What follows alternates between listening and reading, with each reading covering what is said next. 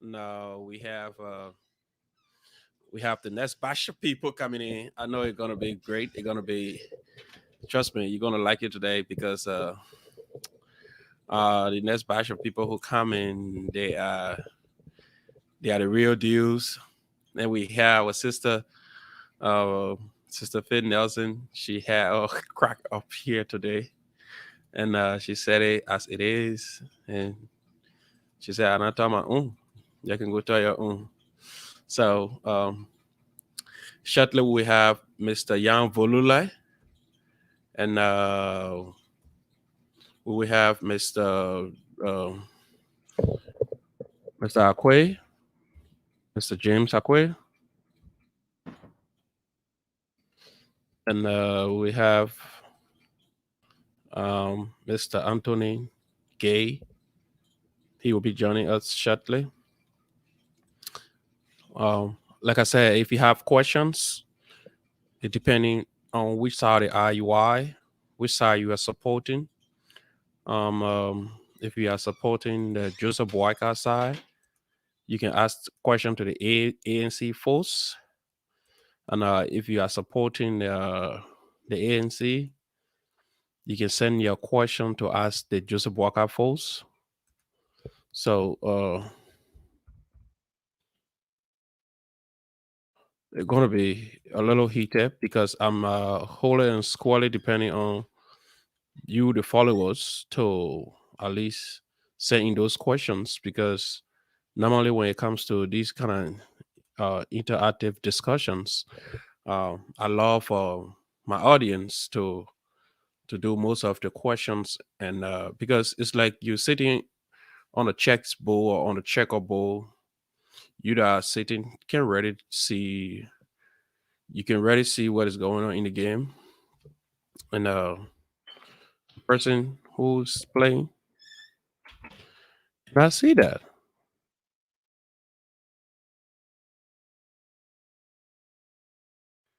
So tonight is a night game. So as I said, today's is about politics. Mr. Akwe will be here shortly. So if you want to ask Mr. Akwe a question, I read your question directly to which institution you want to be supporting tonight. So you could direct your question to the ANC, or you can direct your question to the Unity Party people, and we would not entertain profanity and then and then any response for anybody who going to sound insulting to our guests. We will not read those comments here, and I can rest assure you, those guys, um, they're going to defend the issue adequately. If you support Joseph Boakai, Hoti Pamo, yes, Hoti Pamo, I'm sending you. I'm sending you the link. Can be my co-host today. Let me know if you are available. Yes. So I got my brother Hoti Pamo because he's tough talking to. But tonight he's not going to play the side of Joseph Boakai or maybe Arizona Cummings. He's going to play a neutral side. I want to just uh, deal with this issue alone before people think I'm being a little biased. So I want a neutral person to at least balance the equations because normally in these kind of situations we have two going against one. We have Mr. Jan Volula and Mr. Anthony Gaye from Philadelphia. They're both going against Mr. James Akwe. So you know how you're gonna be, obviously. Um, I just try to all right, so let me connect my team. I think they say somebody already in my studio here. So while you are here, we say welcome, welcome, and it's gonna be so great today. This is the team.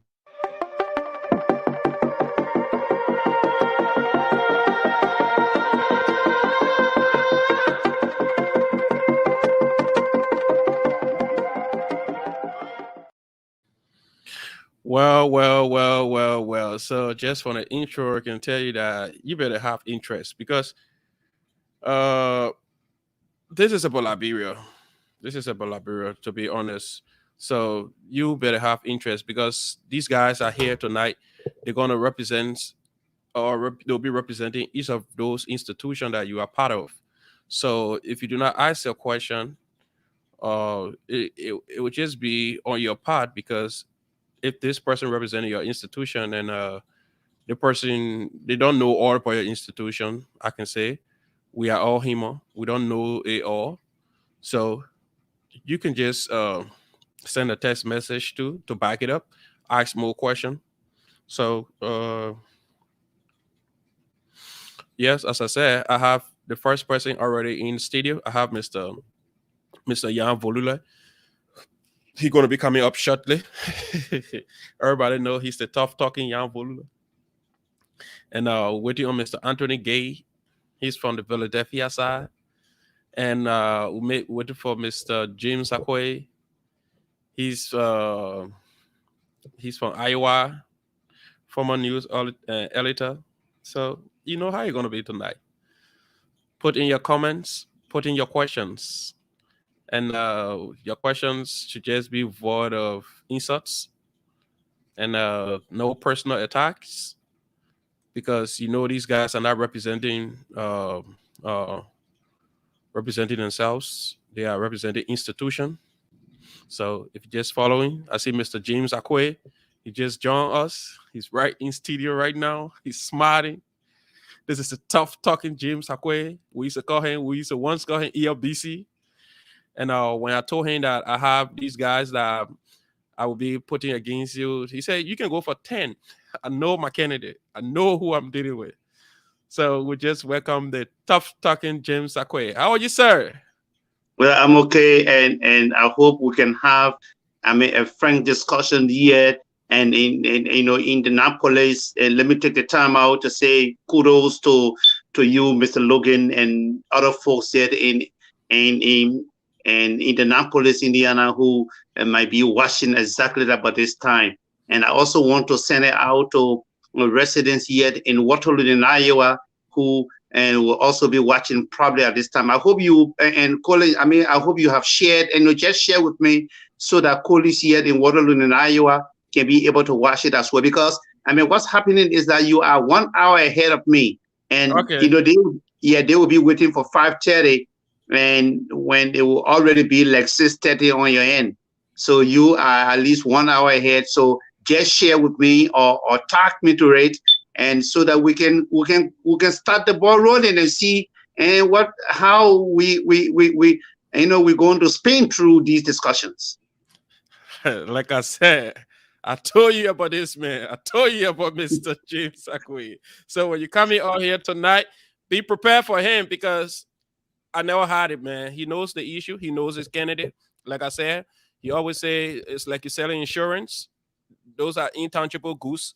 So you got to know your product. So now the man here to represent his product. So Mr. Nyah Vululle going to be joining me shortly. I'm about to send a link to whoa, we have Mr. Nyah Vululle. Mr. Nyah Vululle, welcome to the Logan's Hour. Thank you, my brother. Thank you. And good to see you, Mr. Akoi. Yeah, okay. Nyah, how are you? Yeah.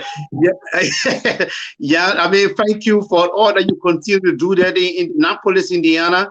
And many thanks for all the good work for the Liberian Association and we just keep it up. And that's what we want.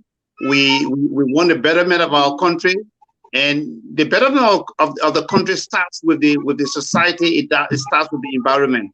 So yes, thank you. Hats up to you, and a great job there in Indianapolis, Indiana. Yeah, thank you so much. Thank you so much, and I'm grateful to be with you on this platform today. I know I will learn a lot from you as well. So even though we are on the opposite end tonight, but I look forward to learning a lot from you as well. As a big brother. Okay. And Mr. Vululle, we're going to take it easy with you. The people in Nyah country, they are my brother-in-law. They are my dear. Yeah, my wife is from Camplin, Nyah country. Yeah. Oh, okay. Okay now. Yeah. So I'm dealing on my emails. One Yeah, minute, yeah, 1 minute, that's please.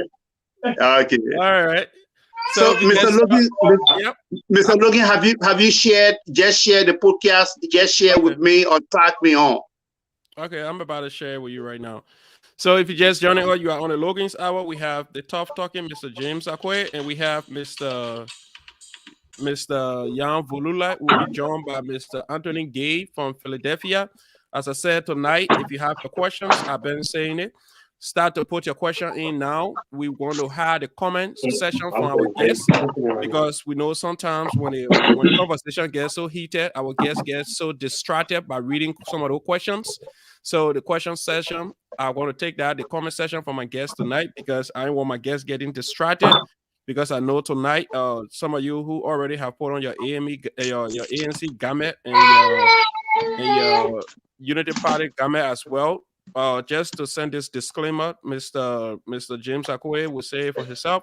He said he just anyway, Mr. Akwe, when you're time to introduce yourself, you will do that. He's not representing the Unity Party. He said he's just supporter of Joseph Yuma Boakai. So tonight, I just want to send a disclaimer because I remember when I put it on the flyer, he called me back. He said, "It's nice, but I just love the old man. So I'm not defending the whole entire Unity Party." So I just want to say that because he told me that. Okay, so I'm about to share with you right now, Mr. Akwe. So if you're just joining us, it's gonna be a little hot tonight. All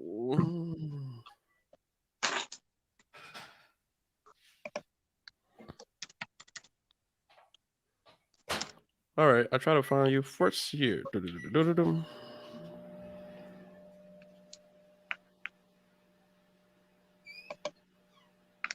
I mean, how Indiana, my man? Yeah, Indiana doing wonderful. But you can just go to my page, but you using your phone, right? Yes. Okay, so I want to say you can just go right to my page and you just see it right up there. But it's no problem. I'm just gonna find it right now and share with you. Then you can share with the rest of the folks out there. If you're just joining us, you're on the Logan's Hour. We ask that you please share this for us, ANC people. ANC You know people, what? go ahead. What I do is I share with everybody, all the groups that are on social media. I share with all.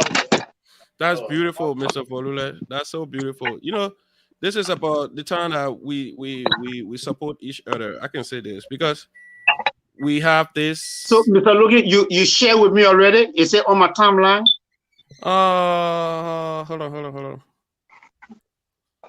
Your name not appearing on my messenger again. I don't know, but I have Jepo James Weaver, WARWOA, James Weaver.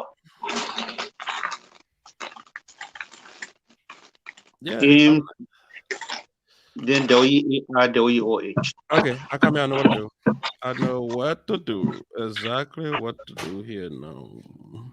You know, like you always does, Mr. Logan. Just send it to our inbox. You know.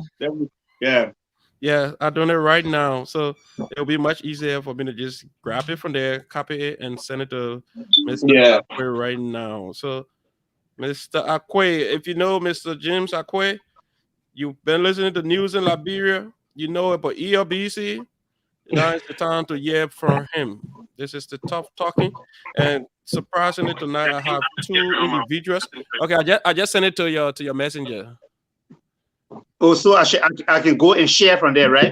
Yeah, you can share from there. You can just tip to your messenger, then you share, then you come back quick. Okay.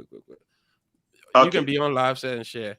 Oh, we got the president following. So some of you who support the Unity Party tonight, or Joseph Yuma Boakai, or some of you who support the ANC tonight is a night. You better ask a question, or you're gonna get in your feelings because I know when the debate get a little heated, somebody gonna choose some kind of bomb. They're gonna get the other person uncomfortable.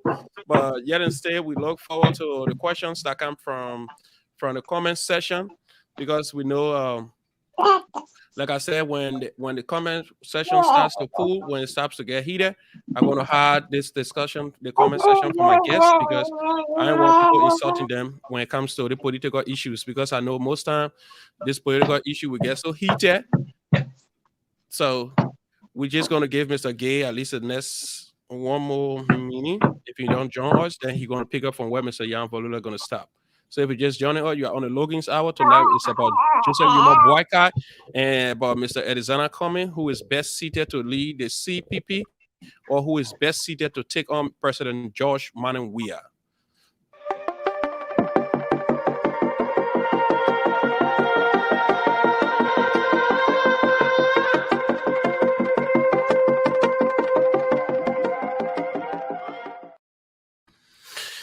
All right, so Mr. Akoi going to come back right away. I think he's trying to share that with his people in Iowa because he said due to the time difference. So we're going to just give Mr. Akoi at least a few more seconds as he joins us. But like I said, man, we have a whole bunch of ANC folks in town here. I remember one time we're checking on the group chat. I saw that they have the ANC group chat as well.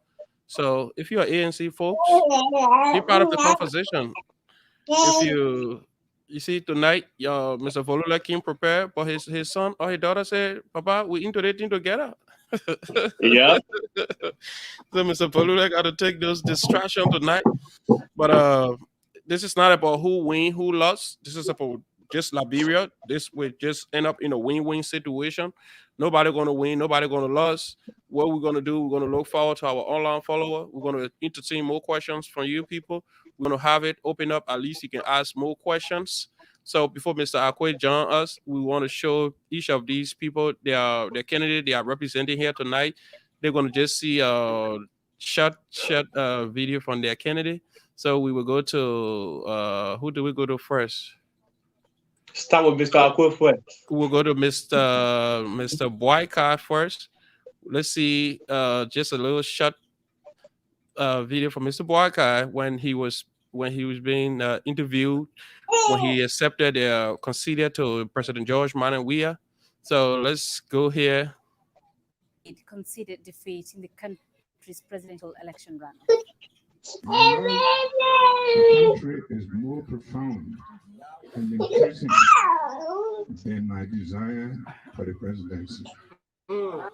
As such, This big chat coming to the house. Do you recognize some of the people behind Mr. Boycott? Because I see my man Boycott Jaliba want to jump into the paper. I see Mr. Wimonpe on the other side. He just looking and want to do that. Hey, what's his name? George Lobo style to check the paper. Why you conceding so early?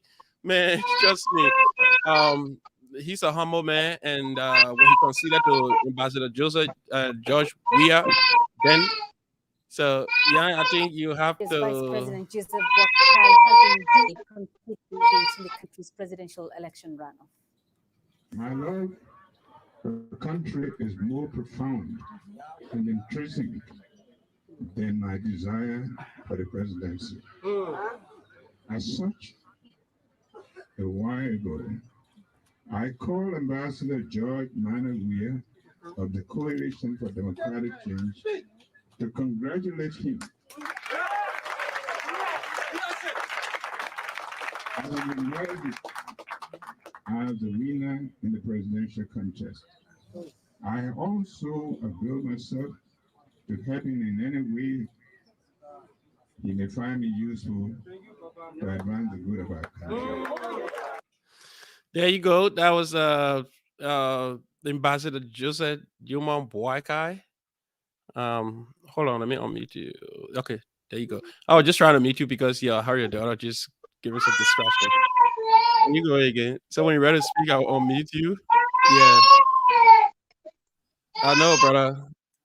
You know, we all going through that. Once you're a family person, you gotta expect that. The only person that I would say they can go through that, I said maybe you haven't a kid yet, so it's obvious. Tonight, we heard from Ambassador Joseph Yuma Boycott, his statement. Maybe when Mr. Akoi comes back, we're gonna play the next video that Mr. Boycott said they squandered opportunities. So probably there's like I said, it's not about who win, who lost. It's just about facing the issue, discussing issue that matters to every one of us, and it just it's all about Liberia, I can say. So we will play something about Mr. Edison Cummings as well on some of those. I have one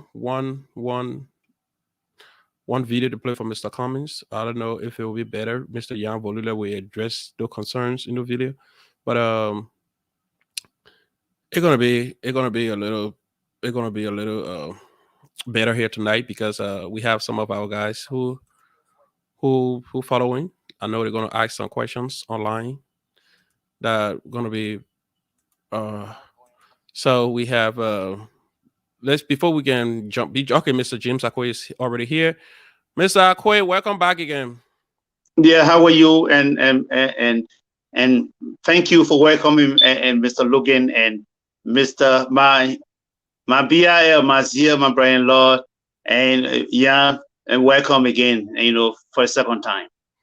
All right, so before we get into business, we would just turn to Mr. James Akoi to please introduce yourself to the audience, please. Okay. And for those listening at this time, this is, James Akoi, the guy who usually used to say, James Akoi, News Hour, Monrovia. This is the guy. And he used to work as a journalist there at the Liberian Broadcasting System, serving as one of the associate editors for about 3 to 4 years. And before serving as an editor, I worked as a reporter where I covered the executive mansion and also the information ministry when Louis Gossett Brown was minister, and the justice ministry as well, and other ministry, including the foreign ministry.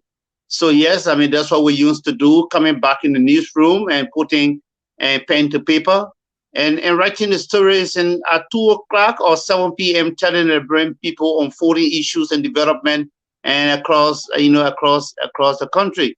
So yes, I told Mr. Logan that I wanted to participate in these discussions and to be able to share notes and be able to let it out, because one of the functions of a journalist is to let it out, is to be bold and courageous enough to say the facts and truth, and so that society can be able to benefit from what you are and about to say. So that's why we are here, to say the bullfight, and maybe to say, and frankly, somehow brutally too. And I may say, so I told my young brother, and just call me a Liberian journalist, and for now, and we don't want to say maybe like Unity Party. No, I'm not a card-carrying member of the Unity Party. I've never ever joined the Unity Party before, never.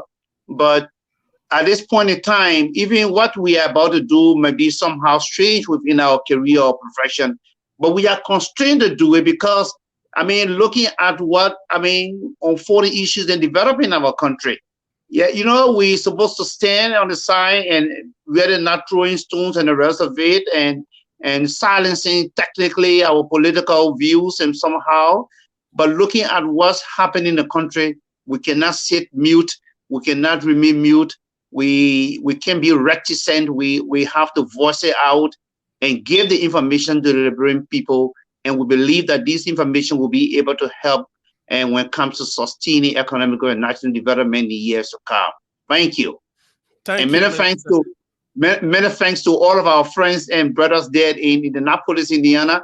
Maybe my Pekin and Cassidy Akoi might be listening at this point in time, and my sister as well. And those are they are my backbone. Even when you go on on my page, you see my own brother, my sister, and the rest of it. I love the warm and charm. They continue to put their own hands around me, and that's it. And that's how life really is supposed to be. Thank you, Mr. Logan, and many thanks to my Brian Lord, Nyah Vululle. Thank you, especially from Nyah County. Sometimes the guy can call me the Loma man from Nyah. Ironically. So I'm from Lova, but I have a lot of Nyah friends from Nyah County. Thank you. Let me throw it over to Mr. Vululle or the host, who will also have one or two things to say.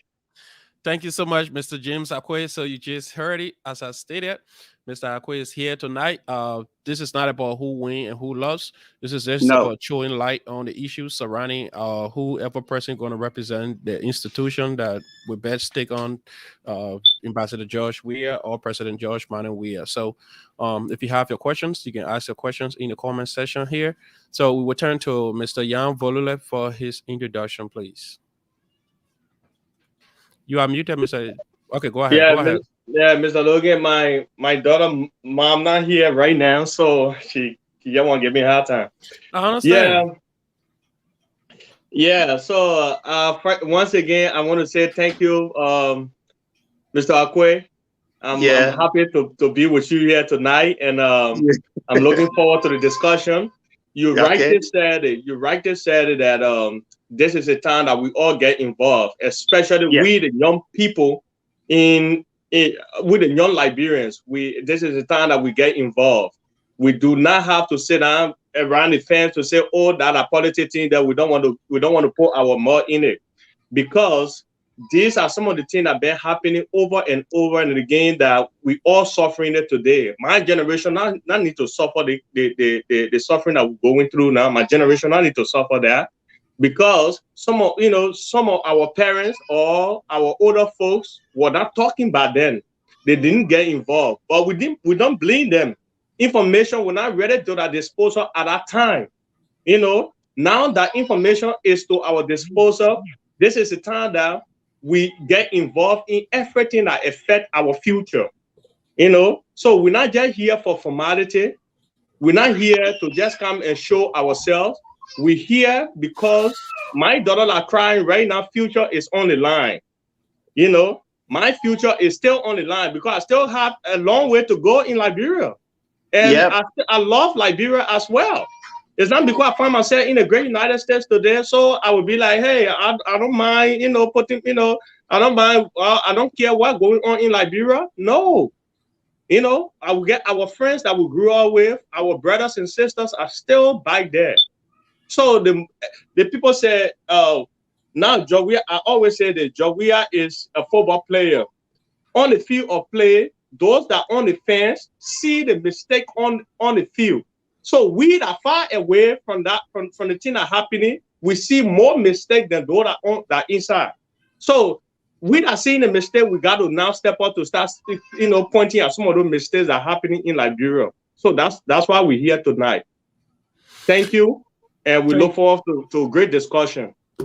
Thank you so much, Mr. Nyah Vululle. As I stated, so you can rest assured, you can be the judge out there. You see both candidates, they are on fire with their intro. Mr. Nyah Vululle, he's tough talking. He never shied away. Everybody in this Indiana knows about him. He's one of the guys that step up. He never runs from making errors because he believes when he makes errors, you correct him, you're going to learn from that. So, Mr. Vululle, we want to say thank you and welcome to the Logan's Hour again. So we're just going to go straight to business now. Before we go to business, let's just play our little promotional intro for.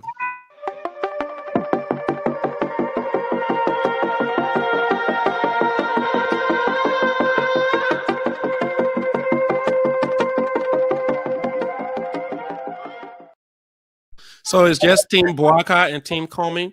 I just use the logos just to represent each of the institutions. That's why.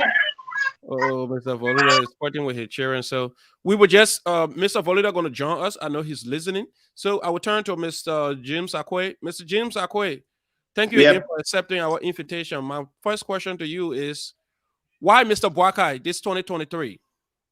Yeah, and as I said earlier, speaking as a journalist, I'm somehow constrained. I'm somehow pushed really against the wall. And I'm supposed to hold tight. That neutrality clause. But again, looking at what's happening in our country, we cannot sit there and remain mute. We cannot sit there and remain reticent and allow our country and allow democracy to just erode, to be exfoliated. We can't sit there and allow things to just waste from the bucket. So, I mean, that's why technically, I mean, we are here. So I have technically not come to bully anyone, especially from the Cummings side, especially where we still speaking and talking about, and I mean, a collaboration.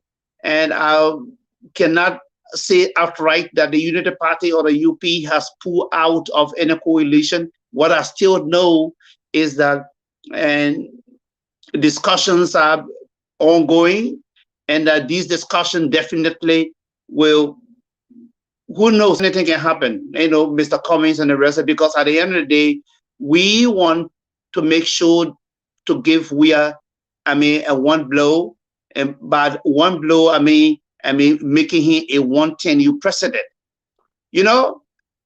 I worked as a reporter and a sub-editor, an associate editor there at the Liberian Broadcasting System. Years back, I saw hundreds or thousands, people of May trooping onto the compounds of the CDC, purchasing their own T-shirt and marking behind it, "We are in the CDC."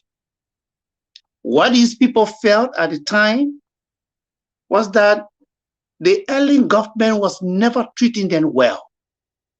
So they wanted an alternative. They wanted someone who could be able to help them move the country forward, helping them that boils down to and the economy, going to market and making profit and adding to the business and being able to put food on the table where Papa will be able to go to work and come back with plastic bag in the hand and be able to, give something for the children where they were all smart at the end of the day. But then there was an election. At the election, what happens? The CDC won.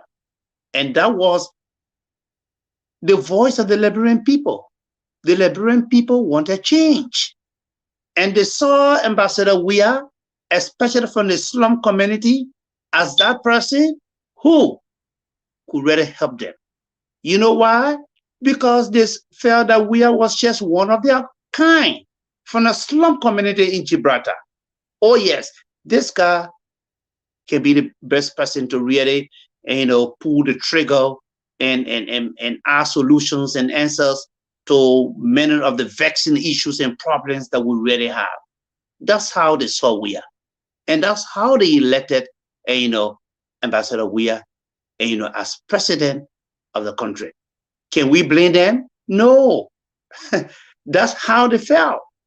But still, some of us, was still there providing alternative to say, oh yes, this might not be the right person for the country, and it's better. Just among ourselves and somehow in the newsroom, our colleagues will listen to us and they know technically what we used to say. Well, the election went on, and at the end of the day, the CDC won the election. And in that election, and Barker came second, followed by Prince Johnson from Nimba, and Cummings came what? Cummings for fourth? Mm-hmm. Yeah. But yeah, and Cummings for fourth. Yeah. If you look at the statistics for that election, Barker had around like 470,000 votes across the country. Cummings had less than 150,000 people who really voted for him. Today, in Liberia, all of the opinion polls have been conducted so far place Ambassador Barker at the crest of the wave. The people now see Ambassador Barker as that alternative. They believe, a lot of them really feel or believe that they erred, that they really miscalculated their vote, and that they should have partly given it to the old man, the man from Wasanga. Today, somehow, they regret it. Years back, I saw people fighting and somehow stabbing each other. When it came to argument with the CDC and other things, people fighting and the rest of it. Oh, this person, Weah is going to do it. He's going to do this. trust me, Philip, most of those people today, they sit down and they are in tears and they cry. So looking at all the polls so far, looking at all the polls so far that have been conducted, and all of the polls that have been conducted across the country, you know who won the polls? Ambassador Akoi won the polls. So we are not the ones saying that Akoi should be the right choice for the country. No. The polls are indicative of what the Liberian people are technically saying about who should become the next president of the country. Why? Because they fear that the longer you keep Weah in power, he's going to damage the country more and more. And they don't want that. So they want to give him a one shot. Okay, so the best they can be able to do is to see how well they can be able to boot him out. I may be somehow looking at some infractions and the rest of it when it comes to, in fighting among opposition and among the opposition candidates or party or so, I might somehow be feeling the pain and the rest of it, because I feel or believe that these people should really come together and have one arrowhead so that they can be able to defeat Weah. But when I see some ranklings and interfighting among people, I get somehow frustrated. All right, thank you, Mr. I am the one where I'm coming. So I am not the one who is saying that Akoi should become the next president of the country. It is the Liberian people who are speaking. If you watch all the polls that have been conducted so far from Spoon FM, OK, and the rest of it across the country, those polls place Ambassador Akoi at the top. So we want to run it with the narrative of what the Liberian people really saying. So we are not the maker of that particular statement or the decision and the rest of it. No, we are speaking from what the Liberian people really are saying. Let me pause here a bit and listen to my colleagues, from the other side of the aisle. All right, thank you, Mr. Akoi. Now we have been joined by Mr. Anthony Gaye. Mr. Gaye, how are you today, my dear brother? Oh, Mr. Gaye, how are you, man? I'm doing fantastic. And guys, sorry, I kind of confused the date. I thought it was yesterday. I even tested Mr. Columba yesterday and said, "Oh, you didn't send me the link," but he told me that it was today, and I was already out. You see, I'm in the car. Man, I'm sorry about that. So here's the thing. And I want to say, good evening to you, Mr. Akoi, Mr. Vululle. Am I saying your last name the right way, or I can guess it? Yeah, right. Vululle. And Mr. Logan, thank you. And thank you for having me. But here's the thing. I want to speak to what Mr. Akoi talked about. I don't like picking back on people's comment, but I'm constrained to do so. Okay. There is this narrative. Oh, all the pool says, right? All the pool say Akoi is on the top. You hear that all the time, right? But when you ask them, what category? What was the pool talking about? Do you want Akoi? Yes or no? Or what sort of empirical evidence they have? You have it a show right now, and it's possible 10 person can say Akoi and 2 person say Commis. Does that give you a scientific pooling? No. If you said 2,000 people was asked, and out of the 2,000 people, we got 80% Akoi, you're talking to me now. But otherwise, you just said it's a subjective.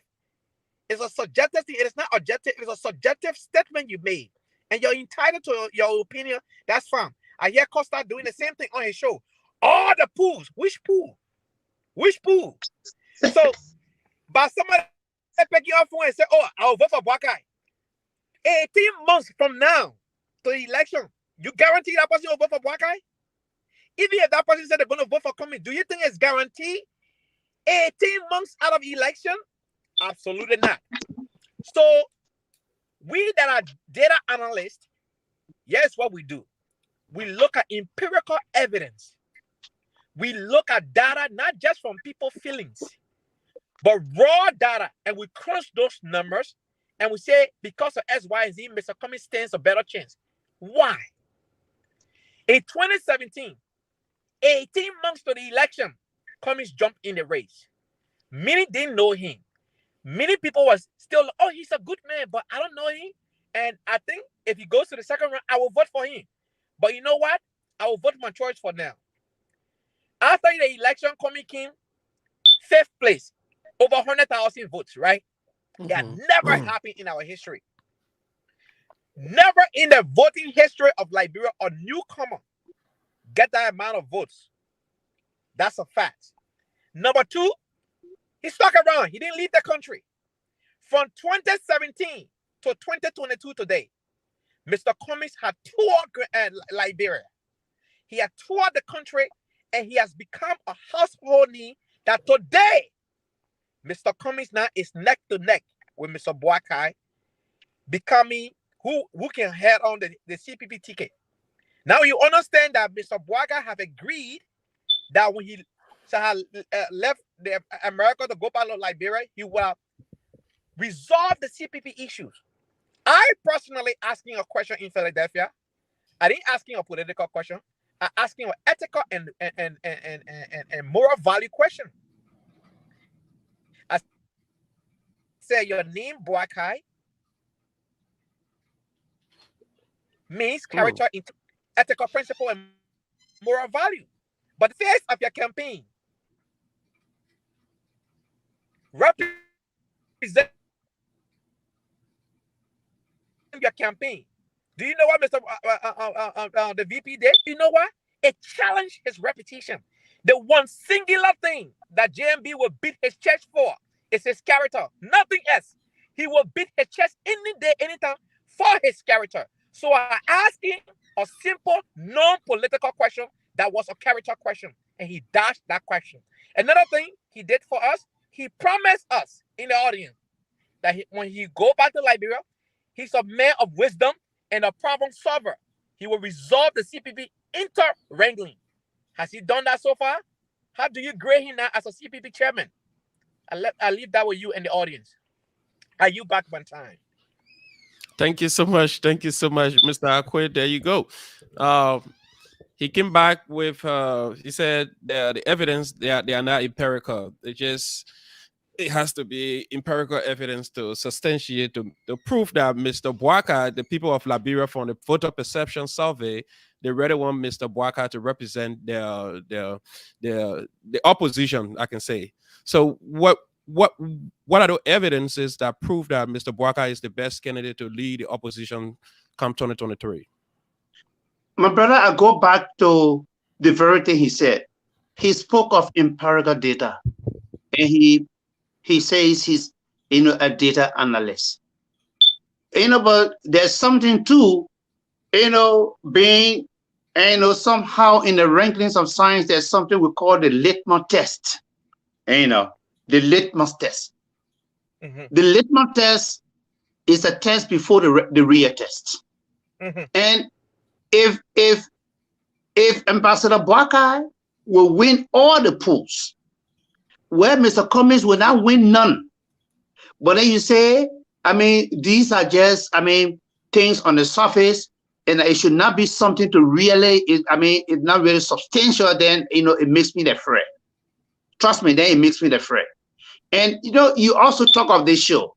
I think the right people who should really be conducting these polls, like somebody was trying to conduct something here, it should be the people right in Liberia. You know why? They are feeding the ping. Today, my brother, Mr. Logan, if you take a phone and somebody calling you from Liberia, you hear a loud, noisy cry about what? About hardship, about economic strangulation, about how the economy is bad and terrible, about how our people will go to work and really cannot get paid, about how Mana will work, will get her and go in the market and make her business, and she really cannot get profit. How is she going to send her children to school? It's about how you have so many pen riders on the street, and some of these people have bachelor's degree. Because you don't have technical investors who are moving into the country to set up business, and because somehow people are just leaving. So, my brother, if all of these polls will not be correct, if all of these polls will not be correct, but at least Mr. Cummings will not win none, then I'm afraid. Then it gives me an indication that, oh yes, though even 100% call on a radio talk show, though 100% call on a talk show, or even 10% call on a talk show, but the litmus test is that Ambassador Bouaka is popular over Mr. Cummings. And when you spoke of internal wranglings there within the coalition, it also makes me to worry. Because I'm one of those who technically believe that we should be a one-tenure president. And the only way we can be able to do that is to amalgamate our forces, come together, in unity, strength, success is sure. That we can be able to come together, hold together like the roar of the fascists, and that's how we're going to defeat him. It's not going to be an easy and soft ride. As I speak to you, discussions are ongoing about what can be done to unify forces. I'm aware that Ambassador Bouaka alone going to the polls to defeat Ambassador Weah is a difficult and challenging thing. And that's why we're all speaking of what? Of a coalition. And that's what I said earlier, that I've not come here to bad mouth anybody for the Cummings campaign, because for Bouaka to win, Bouaka needs the votes of people from the Cummings end. He needs the votes from the Cummings end. And somehow too, if Cummings is to win an election, he will need votes from the Unity Party and other people. So I don't see. Absolutely. I mean, for me, I don't bad mouth anybody there.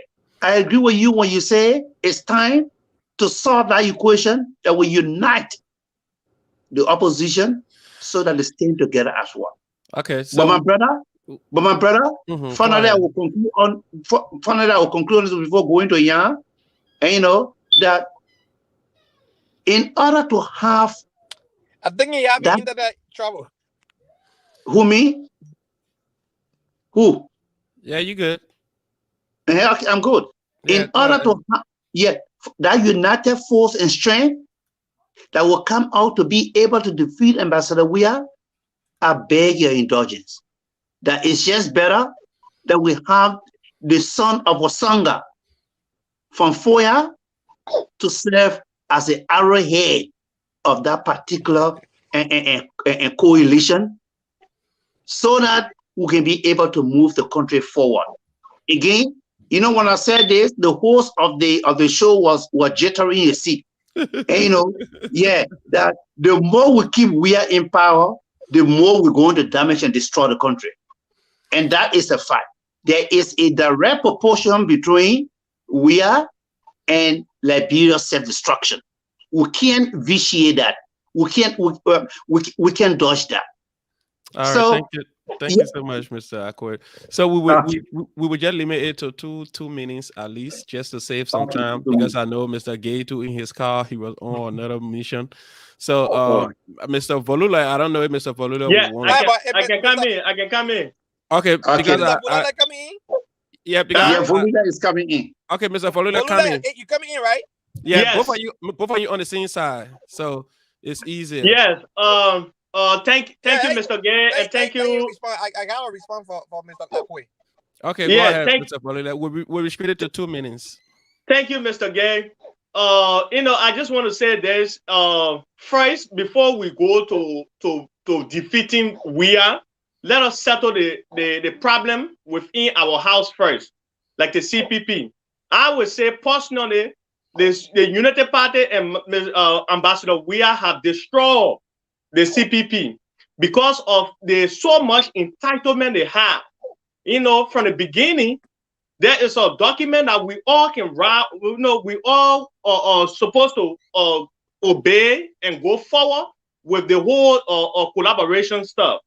But how you call it? If we're talking about rule of law, our rule of law has gone down in the drain. Look at what's happening in our own CPP today. There is we can't follow our own rules that we all put together and to follow. I got it. We talk about primary within the CPP.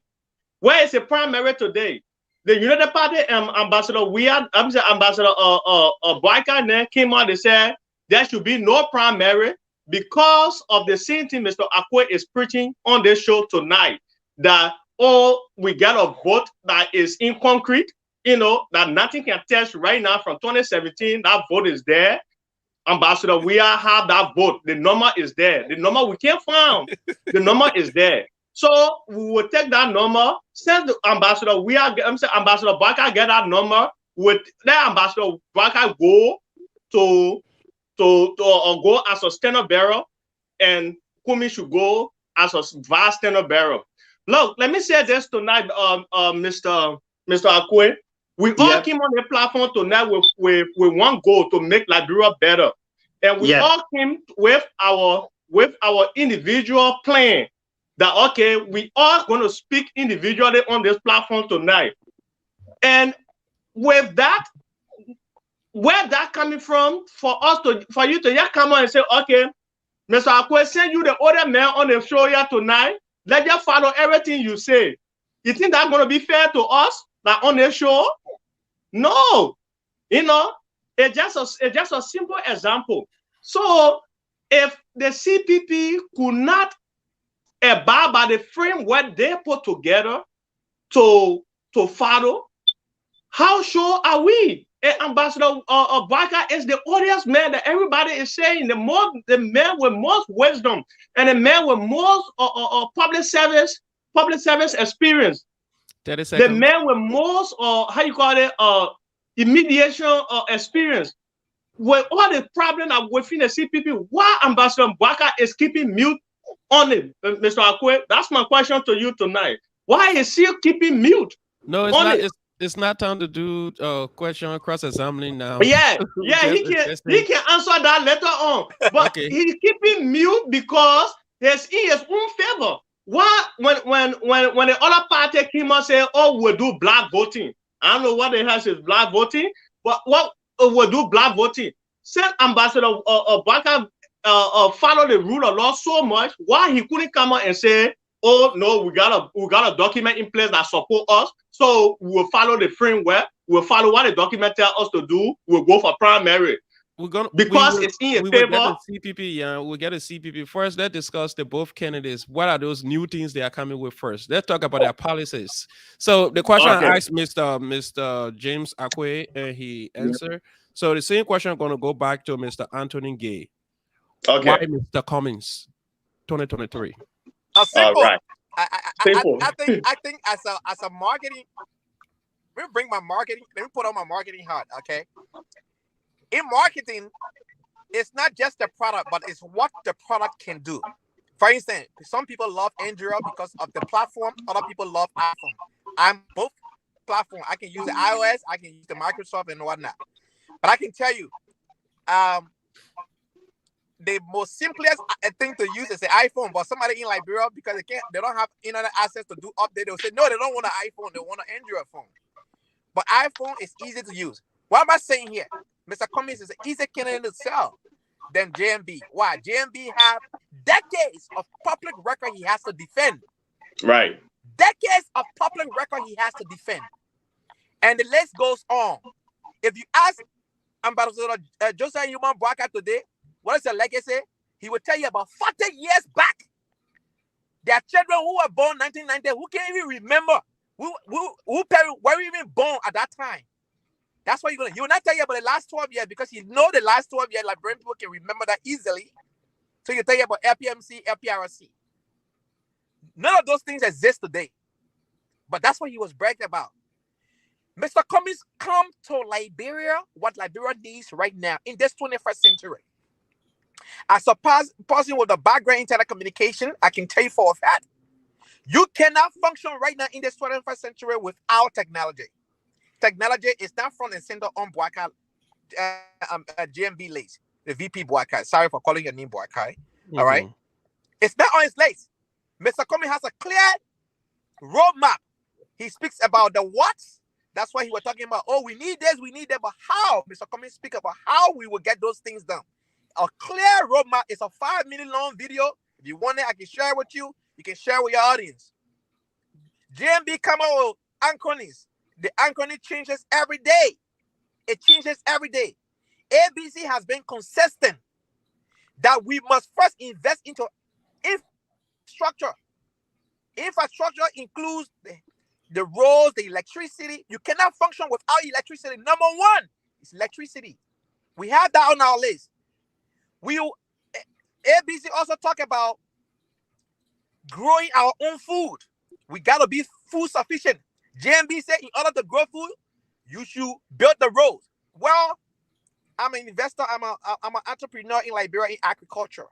We didn't build no roads. If the project goes as planned, we'll be millionaire in 3 to 5 years.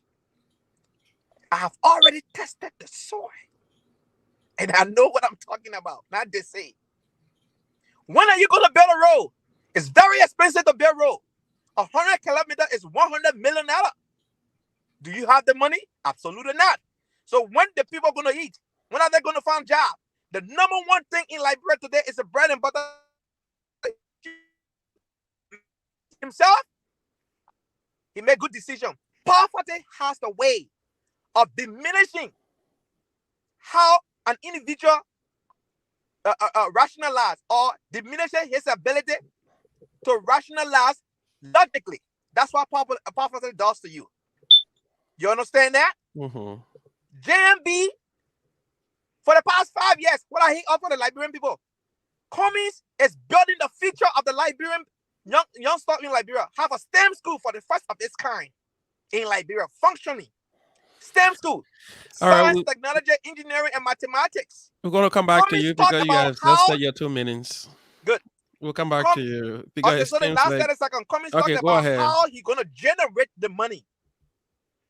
Cracking down on corruption, taking his personal pay as a president, investing that into LACC to tackle corruption, generating domestic revenue, investing into agriculture, into tourism, ecotourism, and all of those different things.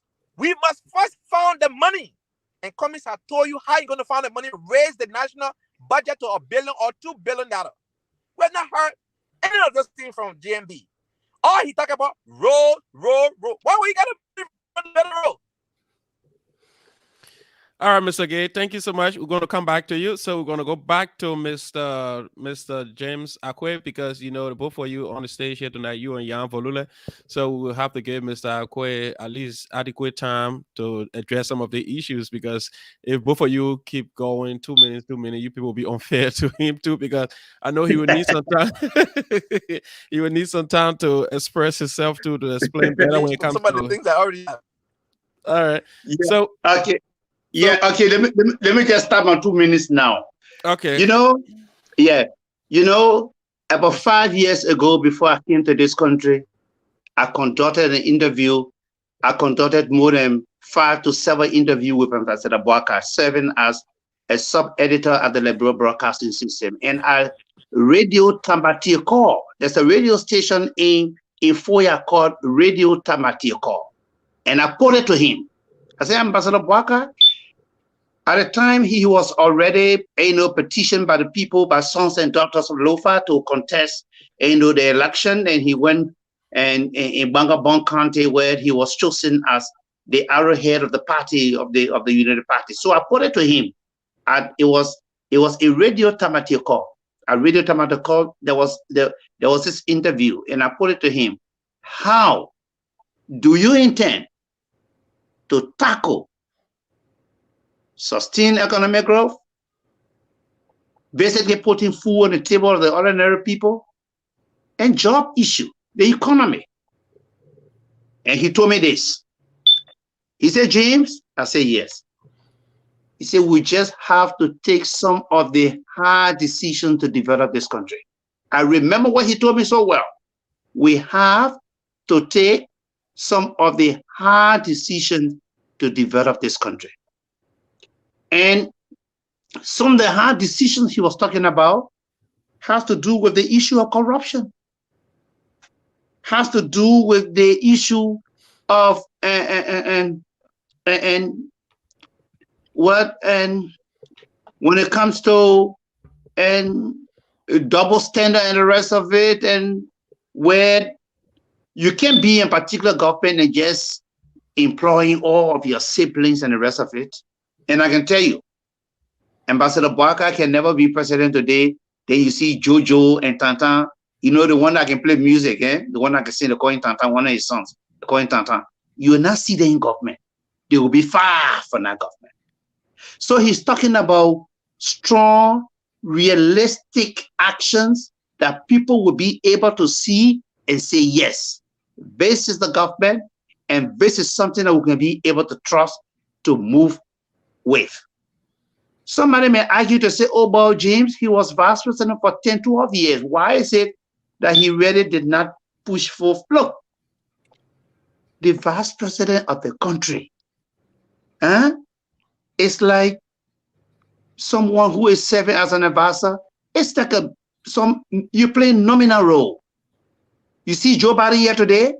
You see the issue of the child tax credit. You know why he put in it? Who told you Joe Biden never had that thing on mind ever since?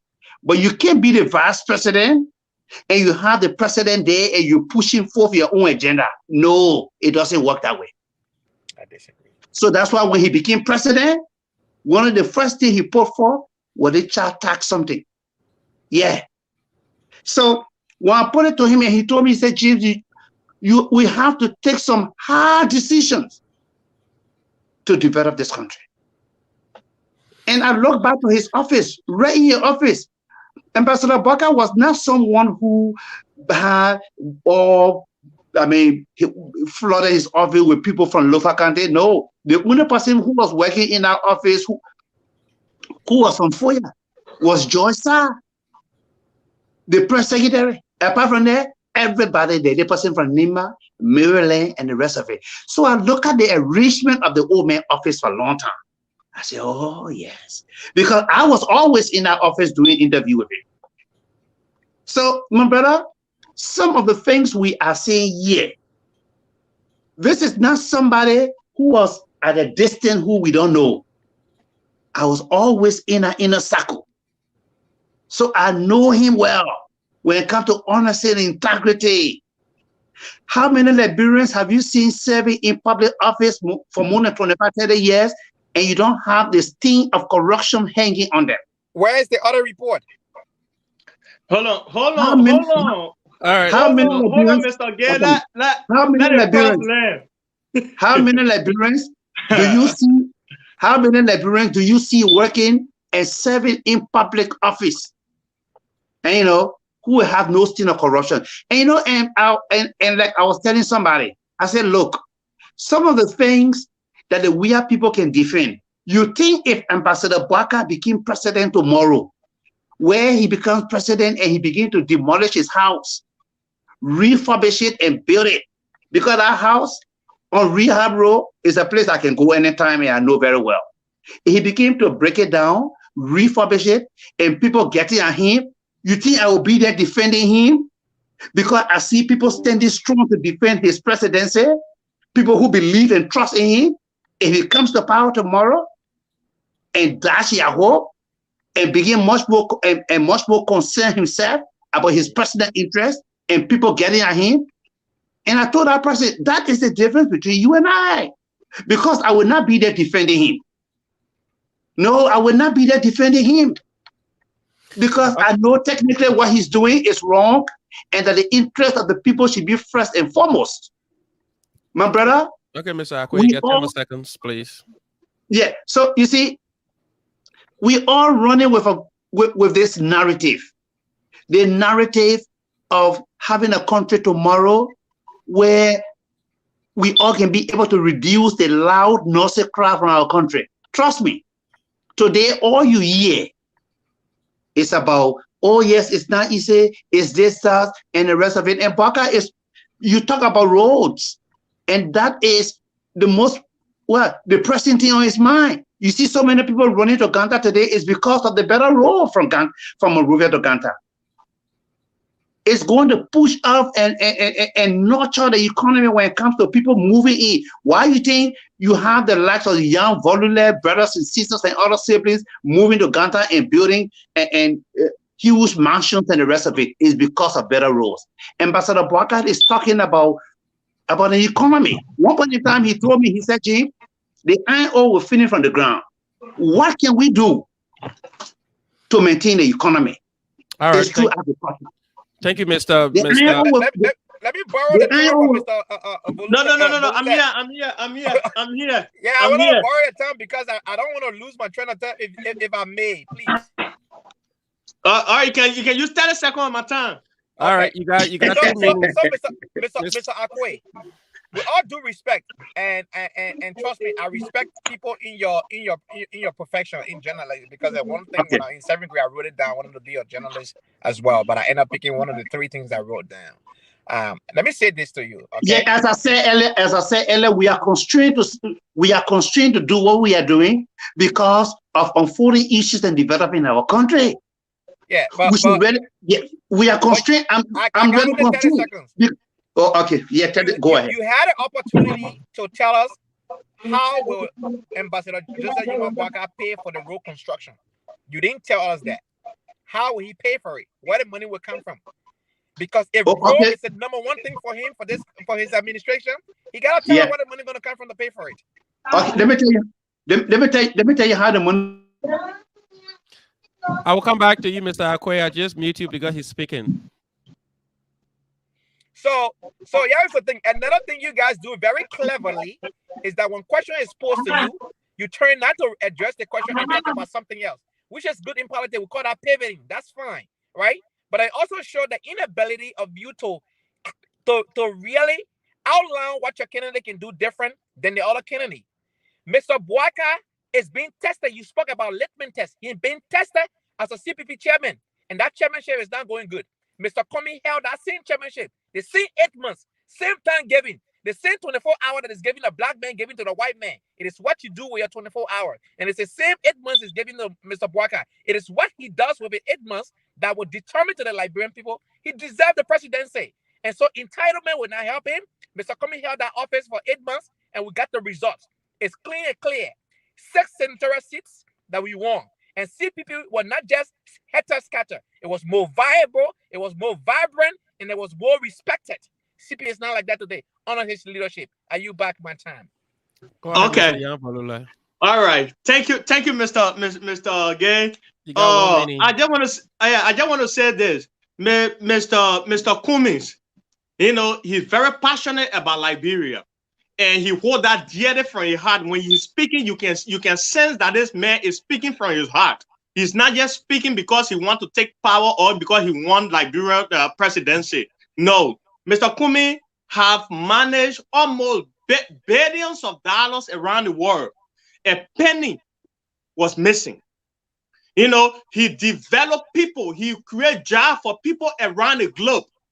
You know, so what Mr. Cummings have controlled companies around Africa, in all 50 states in Africa and around the globe, in South America and all over around the place. He create jobs. Liberia is just a small little country, not even the size of the Indiana I'm sitting in here today talking. You hear me? So Mr. Cummings coming with that mentality, you know, that mentality of job creation. Our young brothers and sisters will not be jobless, passing all around on the street and putting labor on them as Zogo. You see that? So he got a track record of that job creation. Somebody may say, oh, why Mr. Cummings did not create job for Liberia when he was at Coca-Cola? Look, let me tell you, I work here as in a correction, the Indiana Department of Corrections, and I'm part of the HR team. I consult with the HR in terms of hiring. You know, all I do is share the information that, and a lot of my friends here know that I do that. I'm not going to go force you for a job. If you need a job with the Department of Corrections, definitely the job will be there for you. As soon as you come there, you will meet me and the job will be there for you. Same as Mr. Cummings. You know, the information was out there that, okay, these are the jobs. He created a job for people around the globe. The fact is there. Accountability, the rule of law. Mr. Cummings said we cannot expose the country to investors without taking care of our justice system. And when Mr. Kumi is talking about that, you can sense it, that if you really listen to it, you can know that this man is speaking from your heart, that he means this. Accountability. That's why he's being fought in the CPP today. Accountability. Because he said he will hold people accountable of what they do. You see that? So, you know, all those things like Mr. Kumi is preaching out there. We're not just talking about road. What will make the road to come? That what Mr. Kumi is targeting. Mr. Kumi, first of all, talk about how we're going to do it, and when we're going to do it, and who's going to do it, where the funds going to come from. He explained everything in detail. The video is out there. The information is out there. You can go there and listen to it. You see that? So this is the new Liberia we long been fighting for to come, and we are downplaying it today. Mr. Alexander B. Kumi is the way forward for us today. Like Mr. Gaye right there said, 40 years. If we put Barker there today, 40 years of service, Mr. Barker will be defending those terms. And there have been no other report on Barker. That's why we see no corruption history on him. There have been no other report on Barker today. You know, you will see Barker talk about corruption and he against corruption. Where was Barker? Barker was the how you call it? Was the president of the Senate when Noka went down the dream, swear, and took all of our resources, our oil, and Mana Eddie Johnson said he took responsibility that her children are responsible, and she take responsibility of all those things. Where was Mr. Barker? Where was Mr. Barker? You talk about nepotism. You know, he will not employ his daughters and sons. Where was Mr. Barker? Honor his nose. Mana Eddie Johnson says he employ all her children and to the top area, to the money area. He said nothing. You think all those things not following Mr. Barker? Up to this time, Mr. Barker has said nothing that when he come to power, he will order the UP government. Mr. Kumi is firm on that, and he firm on it. He stood on it, and he preach it every day he appeared. Thank you, Mr. He said he will hold people accountable. Thank you so much, Mr. Vululle. As I said, yeah, okay. It's getting heated now because Gabe, I think you are muted. Unmute yourself. Yeah, it is my turn. Yeah, and you're gonna minus 30 seconds from my turn, no problem. All right, so I'm gonna ask you a different question though. Before I go back no problem. But I'll still use that opportunity to respond to him. Let the audience get the benefit of the doubt. Yeah, but so he only has 1 minute 30 seconds. Yeah, I can talk fast. 1 minute 30 seconds. So the question is, given the fact that Mr. Cummings and Ambassador Boycott, they are from the CPP, and the CPP sole purpose was to have one person who would steer the affairs of the opposition and face Ambassador and President we are in 2023. So I want to know, what are Ambassador Boycott or Mr. Alexander Cummings? What set the both candidates apart? What's the difference between Ambassador Boycott and Mr. Alexander Cummings? A big difference. Different style of leadership, different exposures. Mr. Boycott or VP Boycott or former vice president, have the government of Liberia experience, right? In my opinion, there is nothing to boast about the Liberian government experience because all we see is corruption. Do you want to be proud of that government? What is about Liberian government that anybody can brag about? Nothing. Because guess what? The citizens themselves are not even proud of the government, let alone the people who work in the government. Point number one.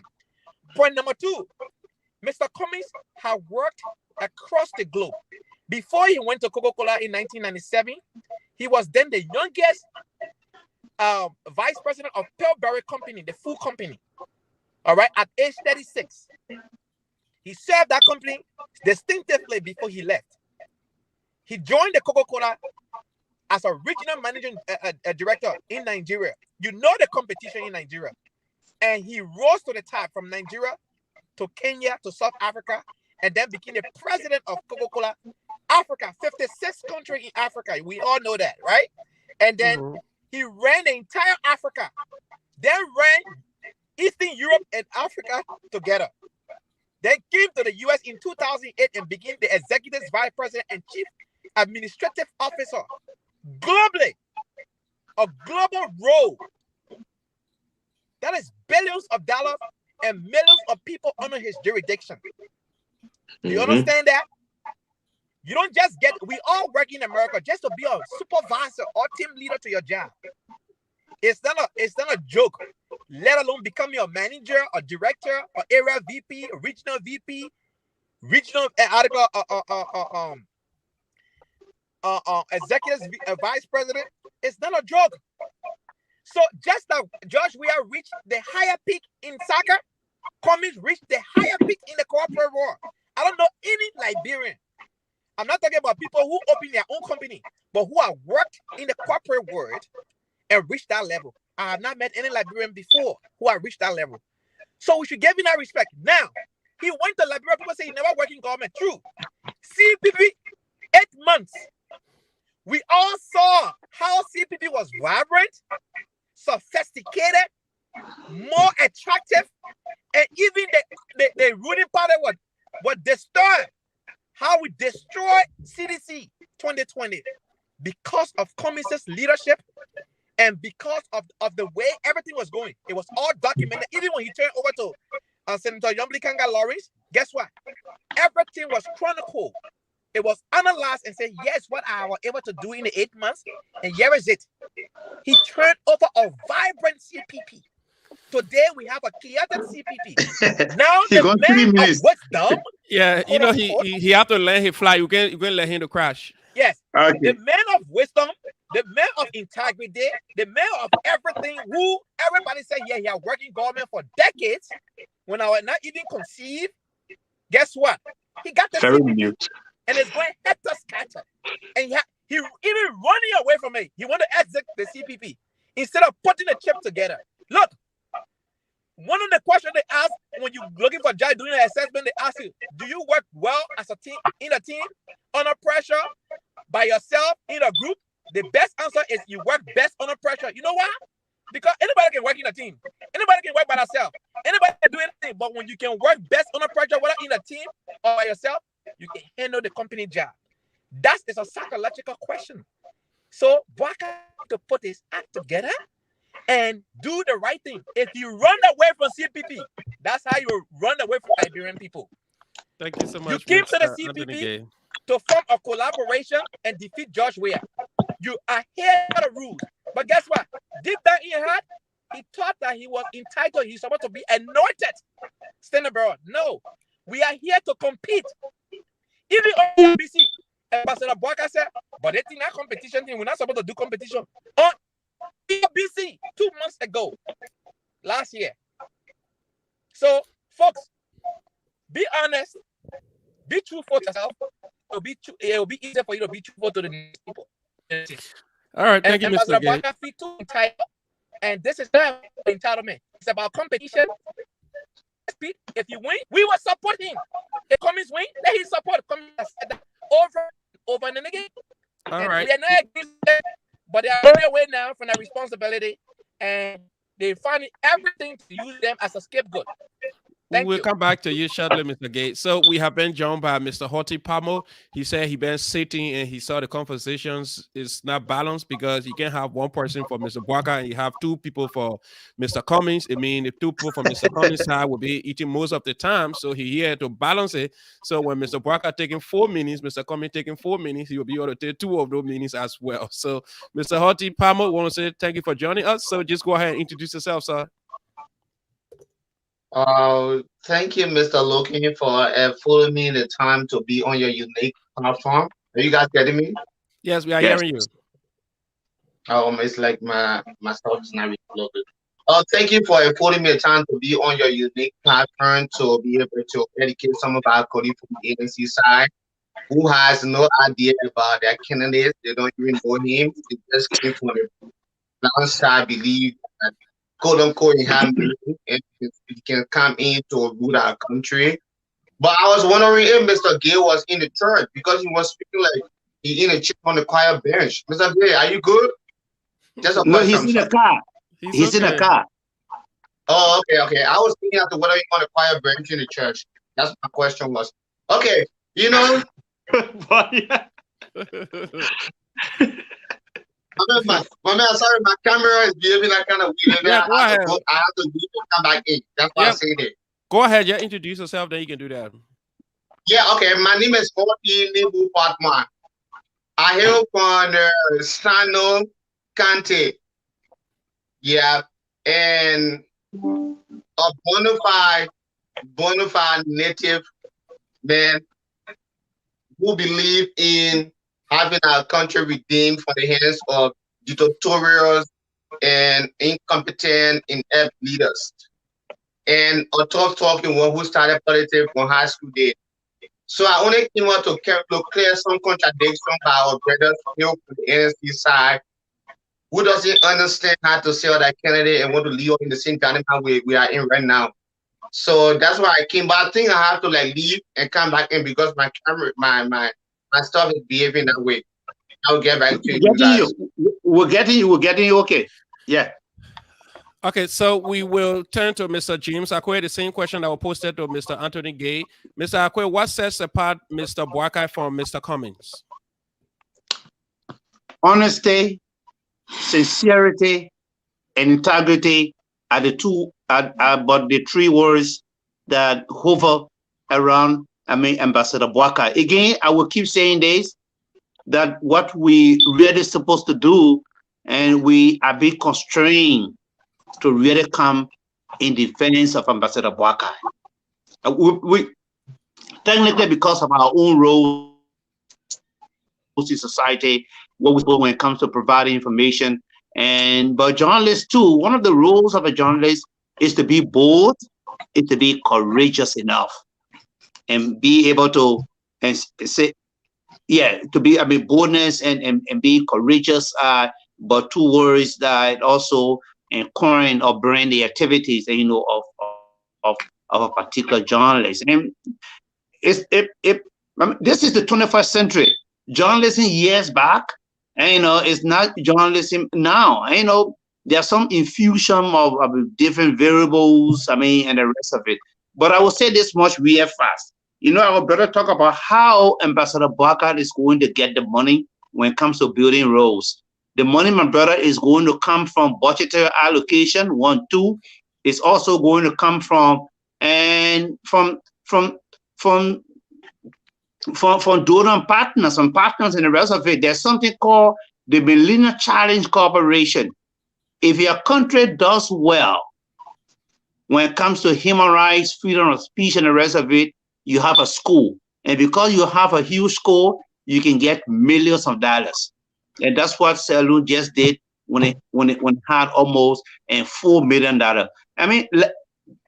To generate the money, that's how somehow it's going to come in. The government somehow will also be able to generate the money, but bulk of the money will come from donors and the rest of it. And because he spoke of how the money going to come in. Then another one he talked about, what did Boakai do? When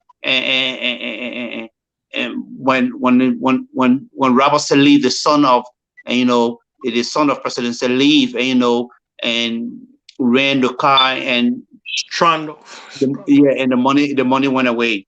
And I will say this much also. So you can have a vice president that is bellicose. You can have a vice president that is combative. You can have a vice president that is belligerent. If you look at the situation back then in the Sudan, when it comes to John Garang was the first vice president of Sudan. You see, the combative nature, you know what led to the death of John Garang in that helicopter crash? It was that combative nature. Let's look at Liberia. In case Liberia just came from a civil conflict. So you expect Ambassador Boakai to just sit there, whatever the president says, he's just be there and be fighting her and the rest of it. No, we wanted a country that will be able to move smoothly and sail smoothly. So you now have the vice president coming out, oh, Madam President, no, we can't do this. That's why he told you that he was a race car that was parked. That comment that he used speaks volume. We are all students of literature somehow. Just, understand the intricacies of that particular line. I was a racing car, but was parked. Yeah, this is a racing car, but was parked. So Thank we you, can Mr. attach, Akoi. we can attach, a lot to it. So that's how he's going to get the money when it comes to donor funding and budgetary allocation. How is he going to build the roads? That's how he's going to get the money to build the roads. When it comes to the issue of the economy technically on Ambassador Barker is going to be agriculture based. As I told you earlier when he spoke of iron ore, the iron ore will finish. But how do we sustain the economy if there's no iron ore tomorrow? What do we do? What do we do? If we have agriculture, a strong agriculture system, something viable where our people can be able to feed on and be able to move forward, the loud noise cry across the country will technically reduce, and you not have people crying and shouting too much like this. You not have so many people turning into Zogos where they will be standing on the side of the road and attacking people for phones and just killing people for little or nothing. Today, our country going through 3 days of mourning because of the growing cases of Zogos across the country. Ambassador Barker will fight and try hard to see how well he can be able to tackle the issue of Zogo across the country. Yes, somebody say, oh yes, he was vice president. Why is it that he never did this and the rest of it? I will tell you again that you can't, and finally, it will be a strong, the agriculture system will be very viable and strong, because one point in time he told me in an interview, he said, James, look, when I was Minister of Agriculture under President Doe, eggs were never imported to this country. We're talking about somebody who have at least 2 farms across the country. So indeed, the country will will move smoothly. And when it comes to, putting food on the table for the ordinary people and having people pocket lining up with some money so that they can be able to take care of their children and family. Let me pause here a little bit, and who knows, my brother can be able to inject and out to the punches, that I've just, released on my brother and Nyah Vululle. Thank you so much, Mr. Akoi. So we're going to stick to the 2 minutes each, because we have to go to the cross examining, where each party will ask each camp at least two questions each. Then from there we go to the security side of it. Then we can just ask our audience to put in their questions, and their question going to be posted to whoever person they're going to be asking. So if you're asking question to each of the panelists here, if you're asking a question, you can just put your question. This question is for Mr. Boakai camp, or this question is for the ANC camp. So if you just joining us, you are on the Logan's Hour. We are in conversation with Akoi, Mr. Vululle. I think Hoti is back. Yeah, Hoti is about to speak. So we're going to come back to Hoti just in few seconds.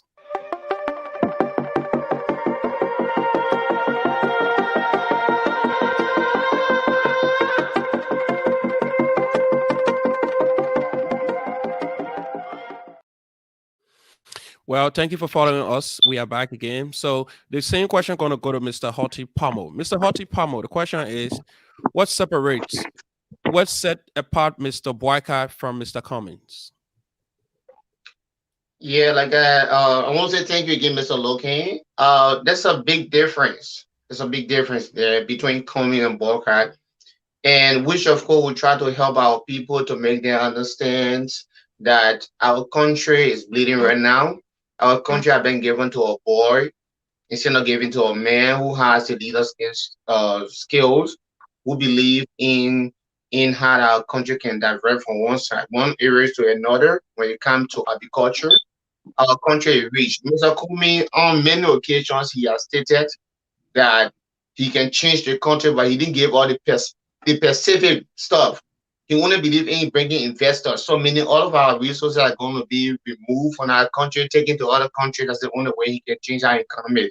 He said our economy will be $1 billion a year. He don't tell how or how specific it will be, which one of the mechanism, but he believe that we have to get investors. But my JMB, the differences between Cummings and JMB is that JMB believe in our natural resources. Our country is very, very, very rich. that we ourselves, the resources we have in our country can make us to boost our economy, that our people, those that are in the various counties and other areas, they can have a relief to change the country from one step to another. So the difference between Cummings and Walker is he has that mental skills. He been into it. He know how to change our country from one step to another based upon our natural resources. Just that's the physical scene.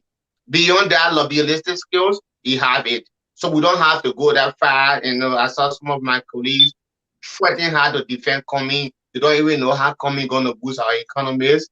JMB has everything. He has the integrity. He has the skills. He has everything that a competent leader or president need to have to lead a country.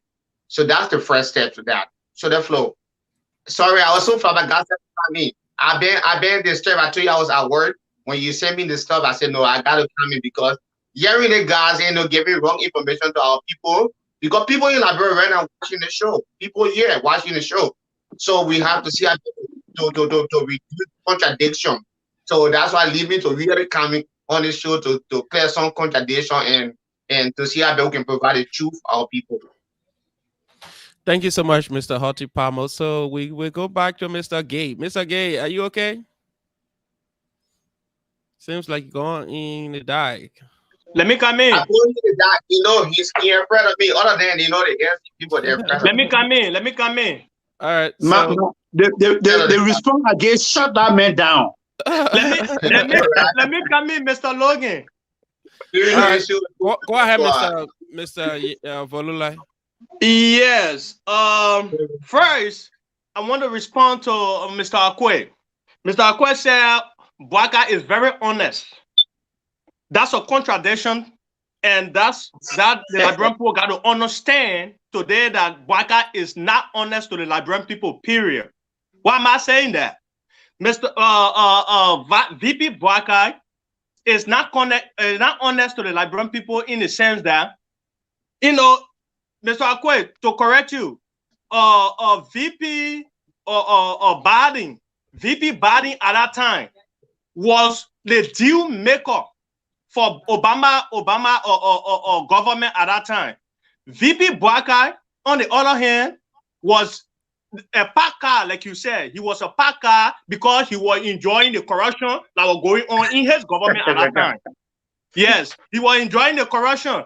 VP Biden at that time on President Obama, when every bill come on the desk, VP Biden would be the intermediator on this bill, make sure that the bill benefit the American people. VP Biden on the other side, they will come. In fact, the brown envelope will lend in his hand. He the one will share the brown envelope with on the lawmakers to sign all those bookers or concession that was signed during any time. You see that? That you call that honesty to the Liberian people? No. That's not being honest to the Liberian people. So you saw right there all those concessions that was signed that got our economies to where it is today, that got our brothers and sisters suffering today. Why should I be in America here suffering as a Liberian with all the resources we have? It's because people that Bwaka then was in government, they were not talking, they were not doing what is right for the Liberian people, that what got us to where we are today. So you cannot call that as honesty. That's not being honest to the Liberian people. 40 good years, 40 years. Our economy has gone down the drain. All the water flowing it. Like Delon will say, it's in a separate tent. You see that? Delon will say it's in a separate tent. Because of people that Bwaka then today, that what our economy is like that what we don't have good education system. All the corruption is all over in all the sectors. Because of Bwaka that were there, they were seeing all those things that were going on. They were not talking about it. But when that you are seeing Bwaka advocating for something tangible for the Liberian people, something tangible. Something tangible. Point at something tangible that Bwaka have advocated for the Liberian people for 40 good years. That's not being honest to the Liberian people. We should not come on this platform, then we can mislead the Liberian people. you know, you can say that 10 years ago, but today we have information. If I want to know everything about Boakai, this cell phone right here can show me everything about Boakai.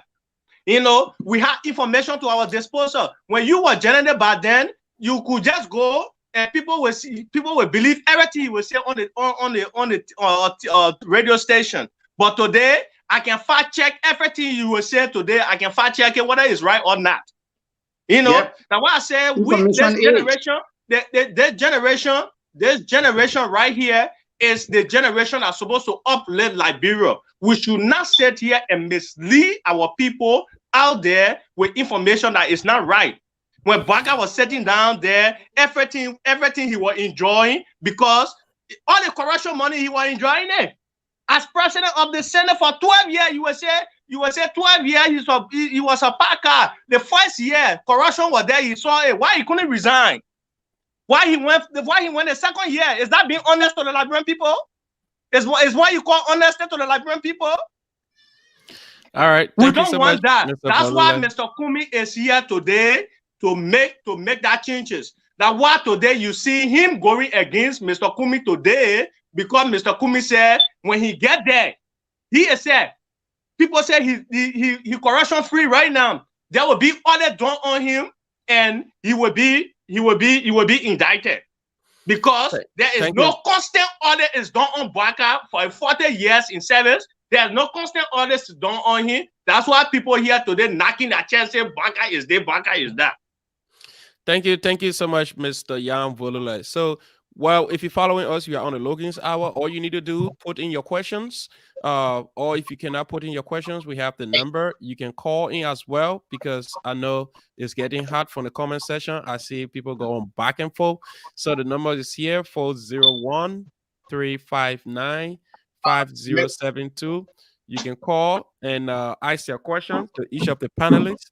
So before the panelists go to ask cross-examine, we will ask that you send in your question by text, or you can call in to ask a question.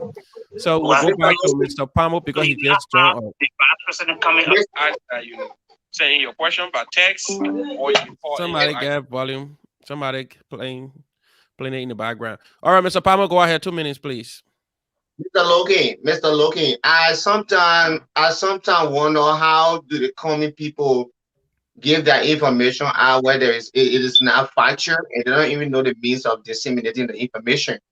And this speaks like they live close to the beach before. See my man Nyah, but I was screaming all over here. And when we're coming out on a unique platform, we have to disseminate the information in a perfect way that people can dive into and believe who is competent enough to serve that country for the next 6 years. So somebody said something on the chat group, on the stuff. Look, I'm not gonna certify everybody based upon my defense for JNB. But I will tell you, there are a lot of differences. Who the common people in Liberia believe they have seen with their own eyes. If you talk about this Senate, what have he done? President of the Senate, we just to split vote. Then you have the only thing I will ask you, Mr. Vululle, you serve as a secretary. There are some things that they did. Why you never come out and say no? When you resign later on after you guys are already damaged the community. I'm just trying to lead that way. I'm trying to get a reference. I'm not trying to dive into the community issue. But I'm trying to give a reference on that. Because if you ask a question, but do you know our country, Liberia, got history? Today, Joe Howard Taylor, who been in the Senate, who have experience more than George Weah. When you answer the question, why she get resign up to now? Contracts that don't go through that of PBCC process and other things. Do you ask her why she get resign? Are we following the history of Doe? Who Doe has a vice president? When the vice president was about to make any decision, what have you doing? Look, you guys got to think, oh, we don't have to think about today. Liberia, there's a history. There's a rule given to the vice president based upon the constitution, how to operate. You can be more than a president. Today, I will ask you the question. You serve in the government, the president administration now.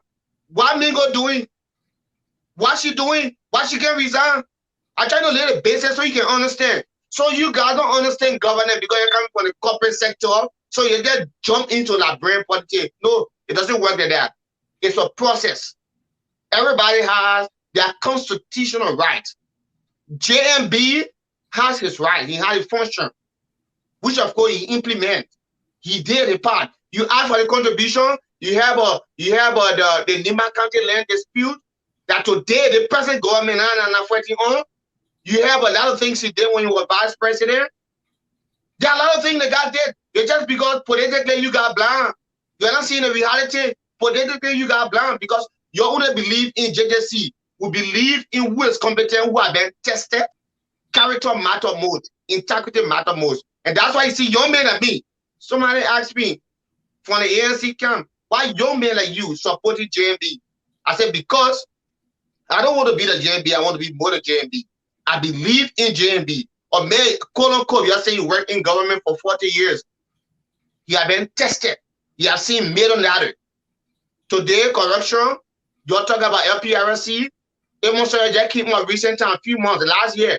He came and he said, no, you was not sacked because of corruption. Yes. You was sacked because somebody were into the government that was part of the transitional period that said they don't want him because you were tough. Then you talk about that. Let's stop playing with the Liberian people intelligent. We need people who have the character. He has impeccable character. And that's why you see young men like me, I will stand by him and make sure he's the only authority for Liberian people and will be by him. So I hope you guys understand. You don't understand politics. You just talk, they don't talk.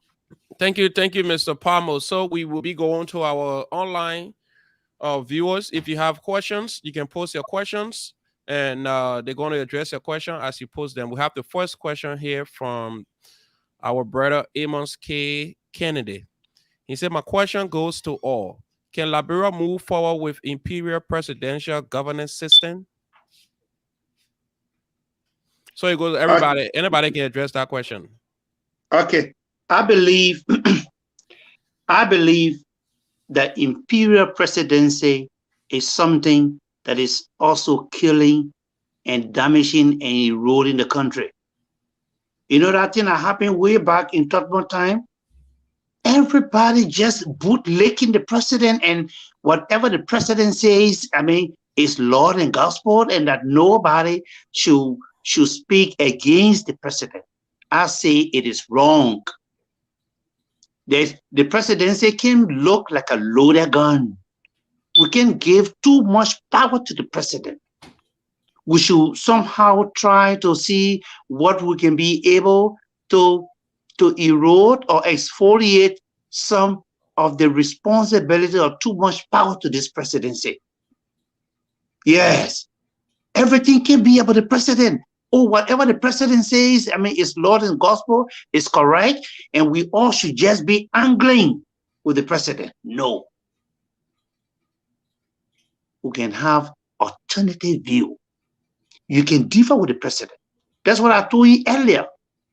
If Ambassador Barker becomes president tomorrow,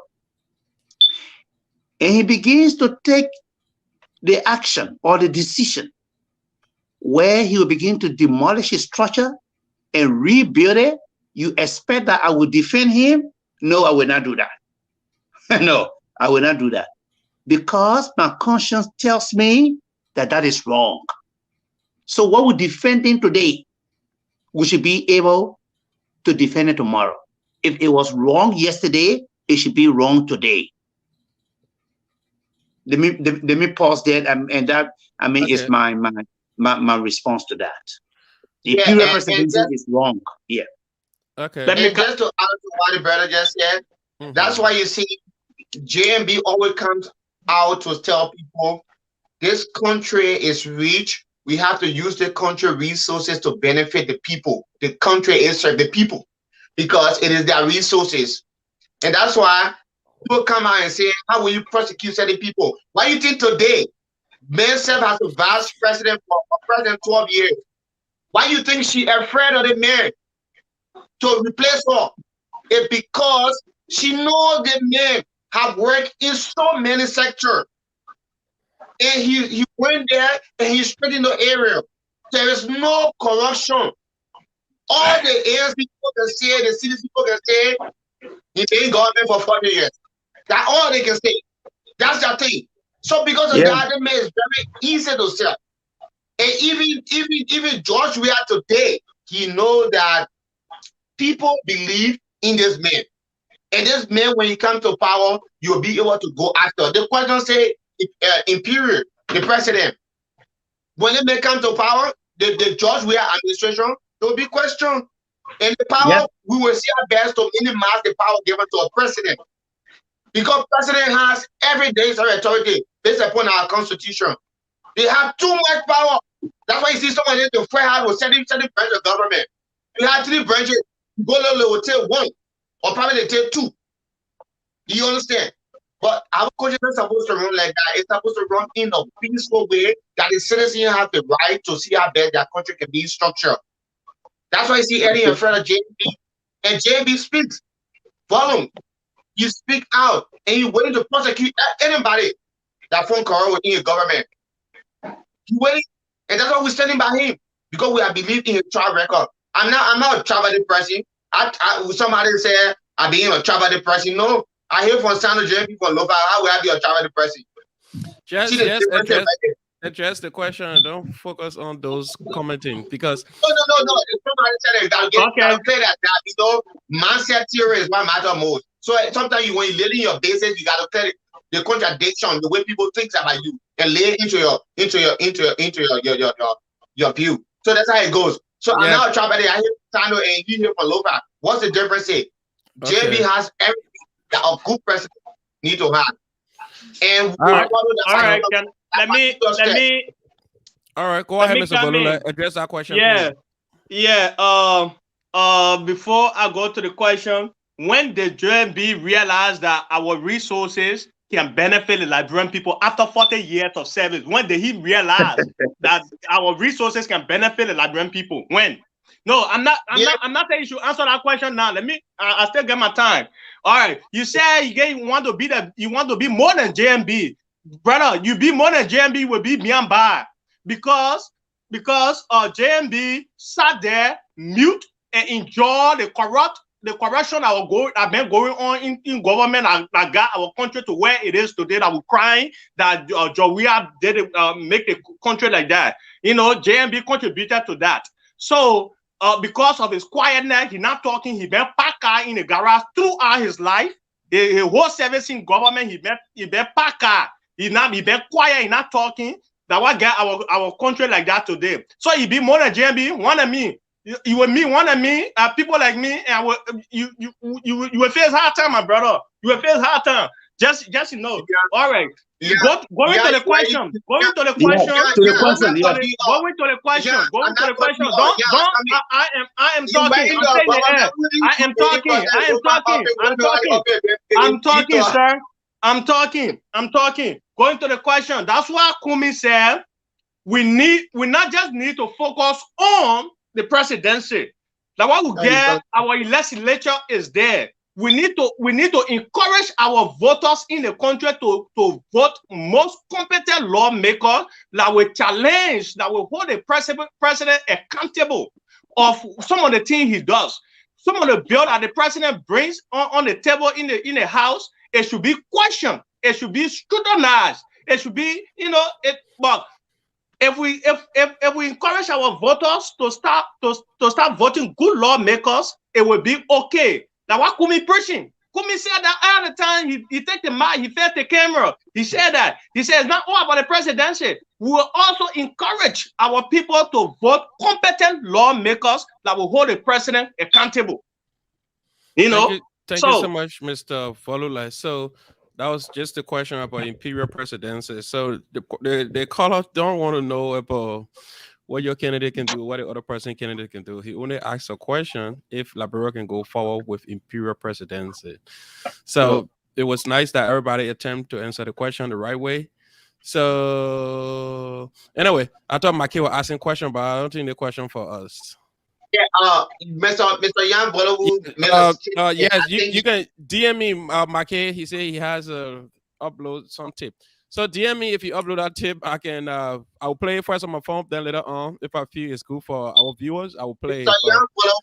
You know, Mr. Logan. No, that's why sometimes charming Like I told you, I was flabbergasted coming on the show because when you texted me, I told you I was at work and I run in the house quick to get something, come out.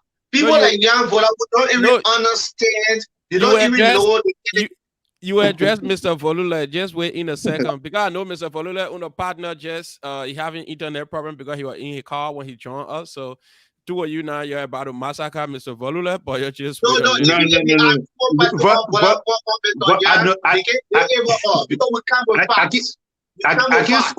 I can't squeeze Mr. Vululle, you know. Okay, yeah, I can't squeeze my brother Lord. No, I can't do that. I saw Mr. Jeevan Smith ask a question here, but I don't know who the question going to. So this is Mr. Jeevan Smith question here. He said, which wisdom would be used to solve the problem with over 15 different groups? They said the wisdom that we're gonna do. That's the problem. So, Mr.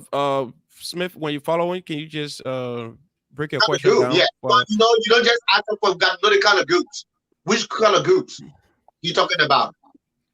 Yeah, so that can be able to elaborate on that.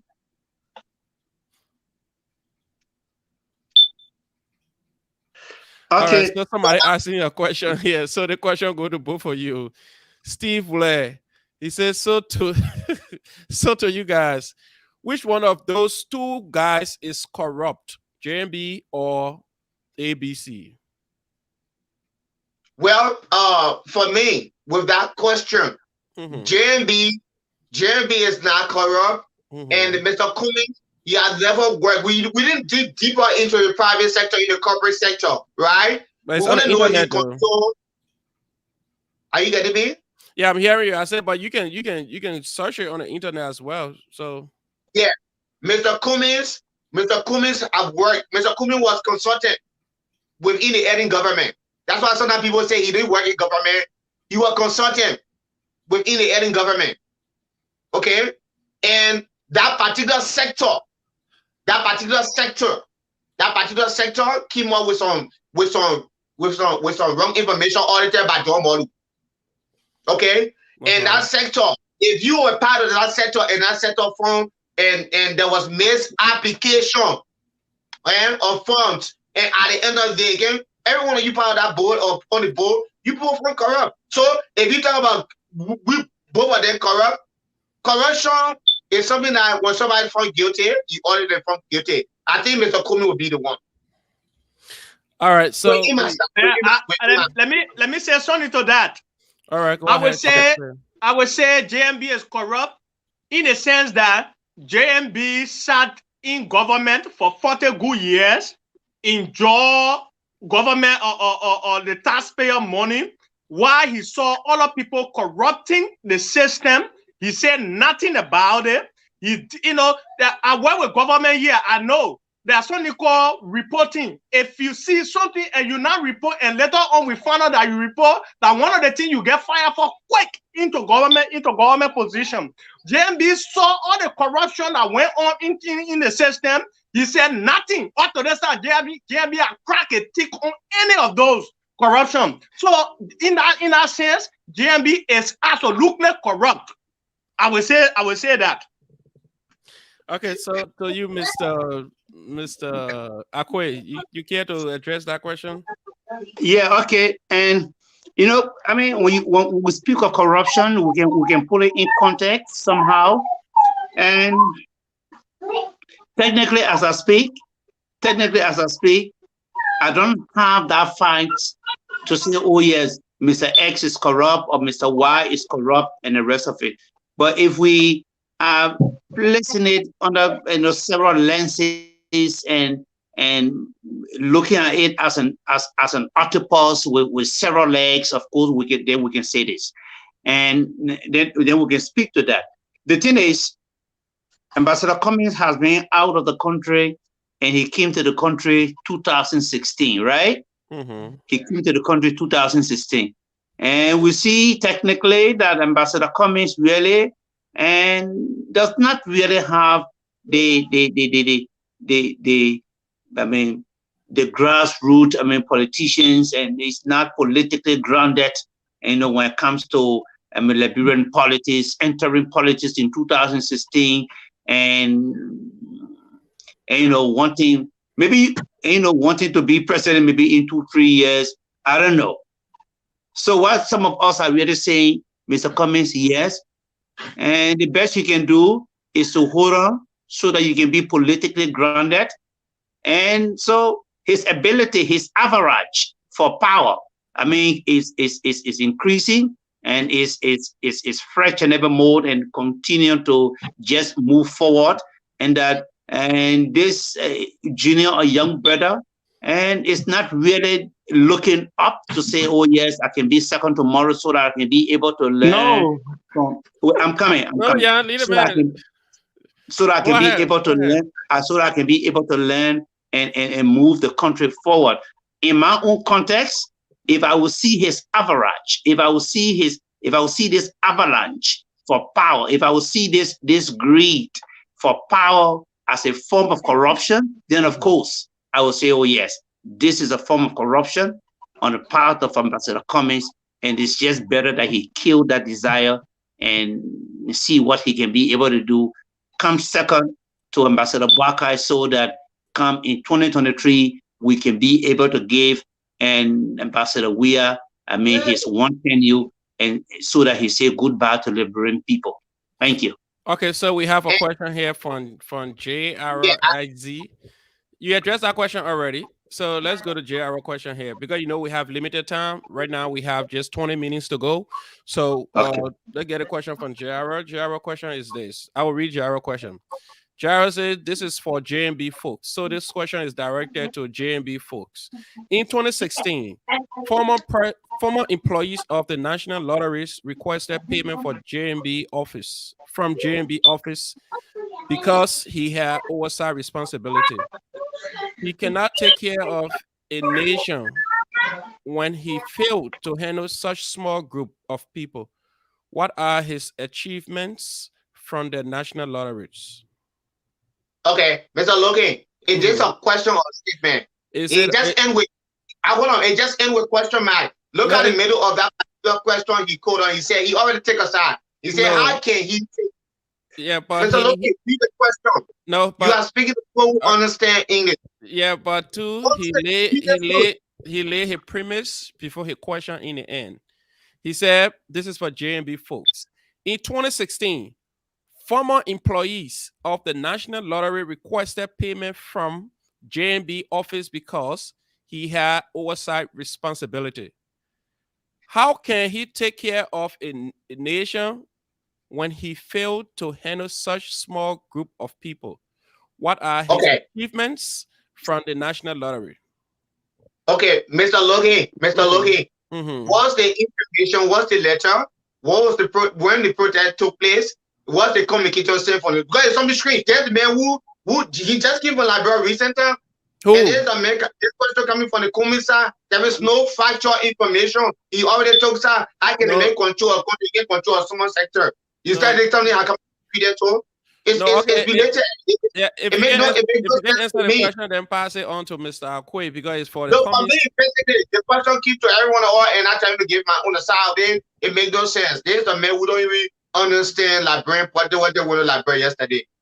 No, the question is posted to the Boakai camp. This person could be a neutral person who stay on the fence and looking for direction. I know that my friend, brother, just posted the question. I know he good though. All right, so I don't get. If you know him, let's address the question. Yeah, that's what I'm telling you. I'm addressing the question allow Mr. Akoi to address the question. Mr. Akoi, the question is for the Boakai side. I'm out of that because I know technically there was some issues from how to call it, from the lotteries. I used to hear of some skirmishes, some problems, from the lotteries, but and going far to say that they demanded payment. They expected payment. They went to the office of the vice president and demanding payment and the rest of it, I don't know. And you see, having oversight responsibility of a particular institution has to do with maybe you recommending to the president to say, oh yes, Mr. X can be able to do the job. Then the president can be able to come out to make appointment for that particular position.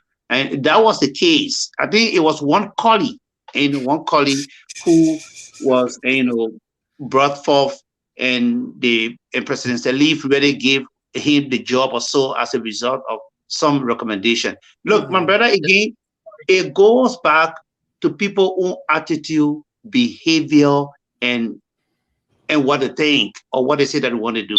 Sometimes you appoint a particular person at a particular office. Collins, and how to call it, Mr. Logan, one point in time, there are some people in life that you will look at to say, oh yes, I trust this person, I believe in this person, and the rest of it. I fully believe that this guy is appointed in a particular position, he's going to do X, Y, Z. But sometimes again, when they are appointed in a particular place, then you see, other things happening. So that's what I can say on that. We can say that Ambassador Boakai was responsible for the mishap, for whatever confusion or stealing that may have gone on at the lotteries, only because maybe you make a particular recommendation of somebody. Yes, somehow you can claim some responsibility because you push forward a particular name. And in most cases, on the part of the former vice president, it's not because of personal interest and the rest of it. Just knowing somebody, but they can sit there and they can begin to do the worst thing.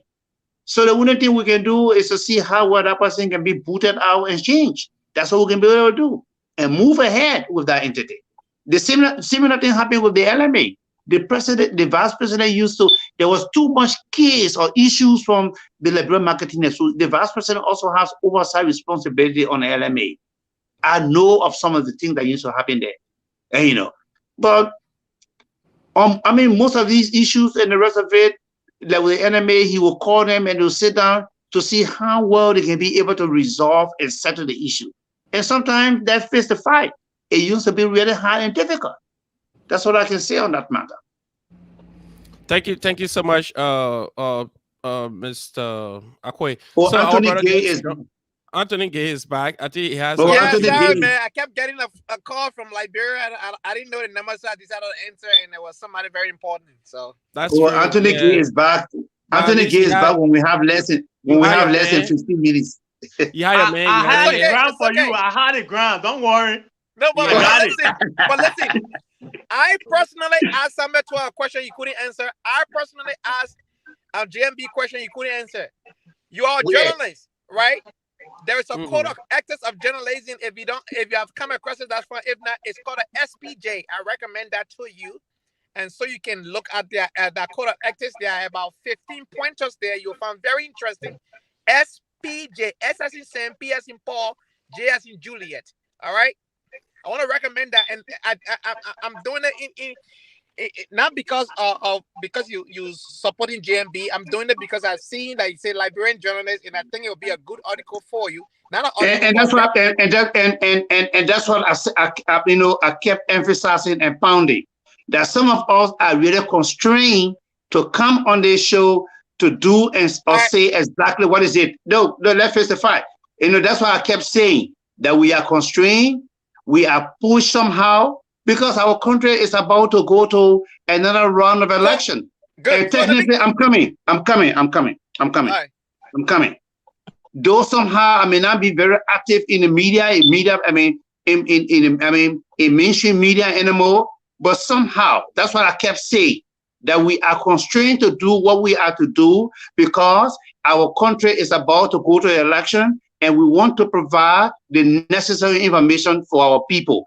And we will not sit there, remain quiet, reticent, and mute, and allow the mistake of the past to be repeated. So that's the only reason why you see us, jumping into another box and trying to transform a box into a circle. That's all. So I know exactly what you're talking about and what you're moving up to. So I know exactly what you're moving up to. All right, because you're moving up to neutrality.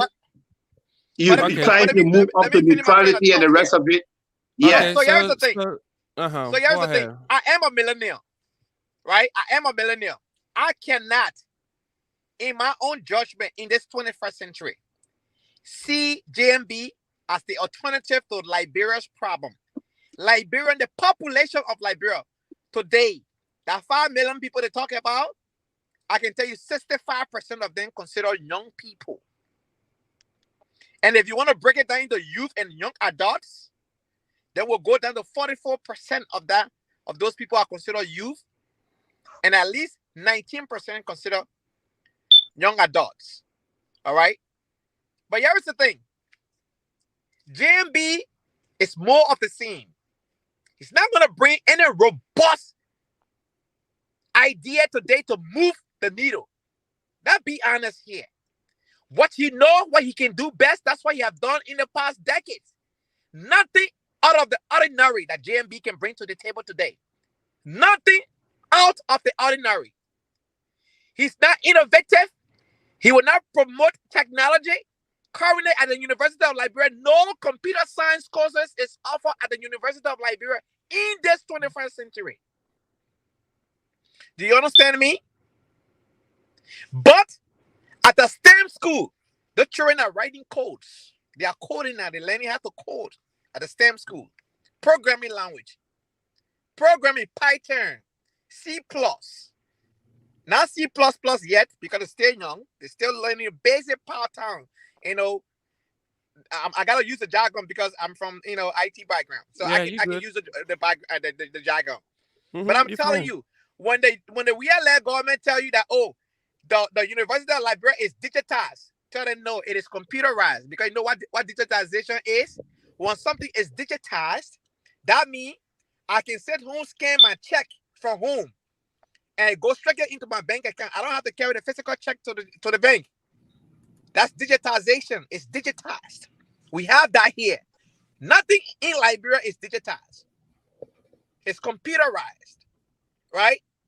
So what we're going to bring, and when Mr. Tua talked about digital frontier, using mobile money, he did not do his research to learn about M-Pesa, which is the mobile money from Kenya, which is the #1 country when it comes to mobile money in the world.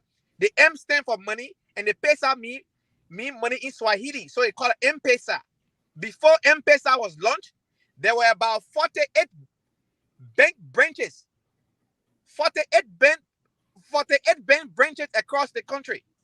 Today, there are about 43,000 M-Pesa kiosks, small kiosks of mobile money across the country. You know why they are successful? Access to liquidity. That means somebody send you money, you can go cash it out right away. JMB is part of the problem. JMB said that when 66 buy concession deal was signed, JMB never condemned the 30,000 that were recently collected by our lawmaker. Mr. Cummings is on record by putting out a statement by publicly calling Senator Darius Dillon by name and Senator Nathan by name and condemning the act. JMB remained quiet. That is part of his strategy to have wisdom. That other kind of wisdom, as a millennial, I don't want it. I want a person who will say, if this will cost me the presidency, so be it. But I will speak against it. And Mr. Cummings did publicly and spoke against the 30K. Today, the Senate has passed a rule that they will not accept the 30K. Even though Darius Dillon raised the motion, but guess what? If Mr. Cummings was not publicly said that about him and put out a statement, and the rest of the Liberian who went after him, he was collected it again. This is the man who said he will not drive any car over $20,000. He's driving over $40,000 car. Look, we have to be honest with ourselves.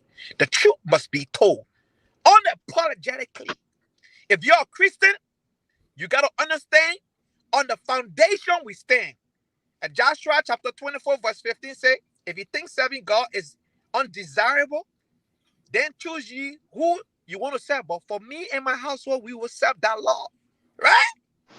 For us, all right, so we will support Cummings because of the truth, because of honesty. We will. All right, so that's fine. What, Mr. Akoi? Can I come in? Yeah. Mr. Logan. Hold on. I think Mr. James Akoi got kicked off. So, Mr. Palmer, go ahead because Nyah Mr. and Palmer, hello Mr. to you. Gaye. Sorry, I didn't say hello. Hello to you. Yeah, Mr. Gaye and Mr. Vululle on the same side. So go ahead, then we'll go back to Mr. Vululle. You know, I was wondering as to whether my brother was preaching. I tried to go for my Bible, but I'm sorry, I couldn't. You know, my Bible is Brother, you always got my your Bible. There's a restroom that I put that.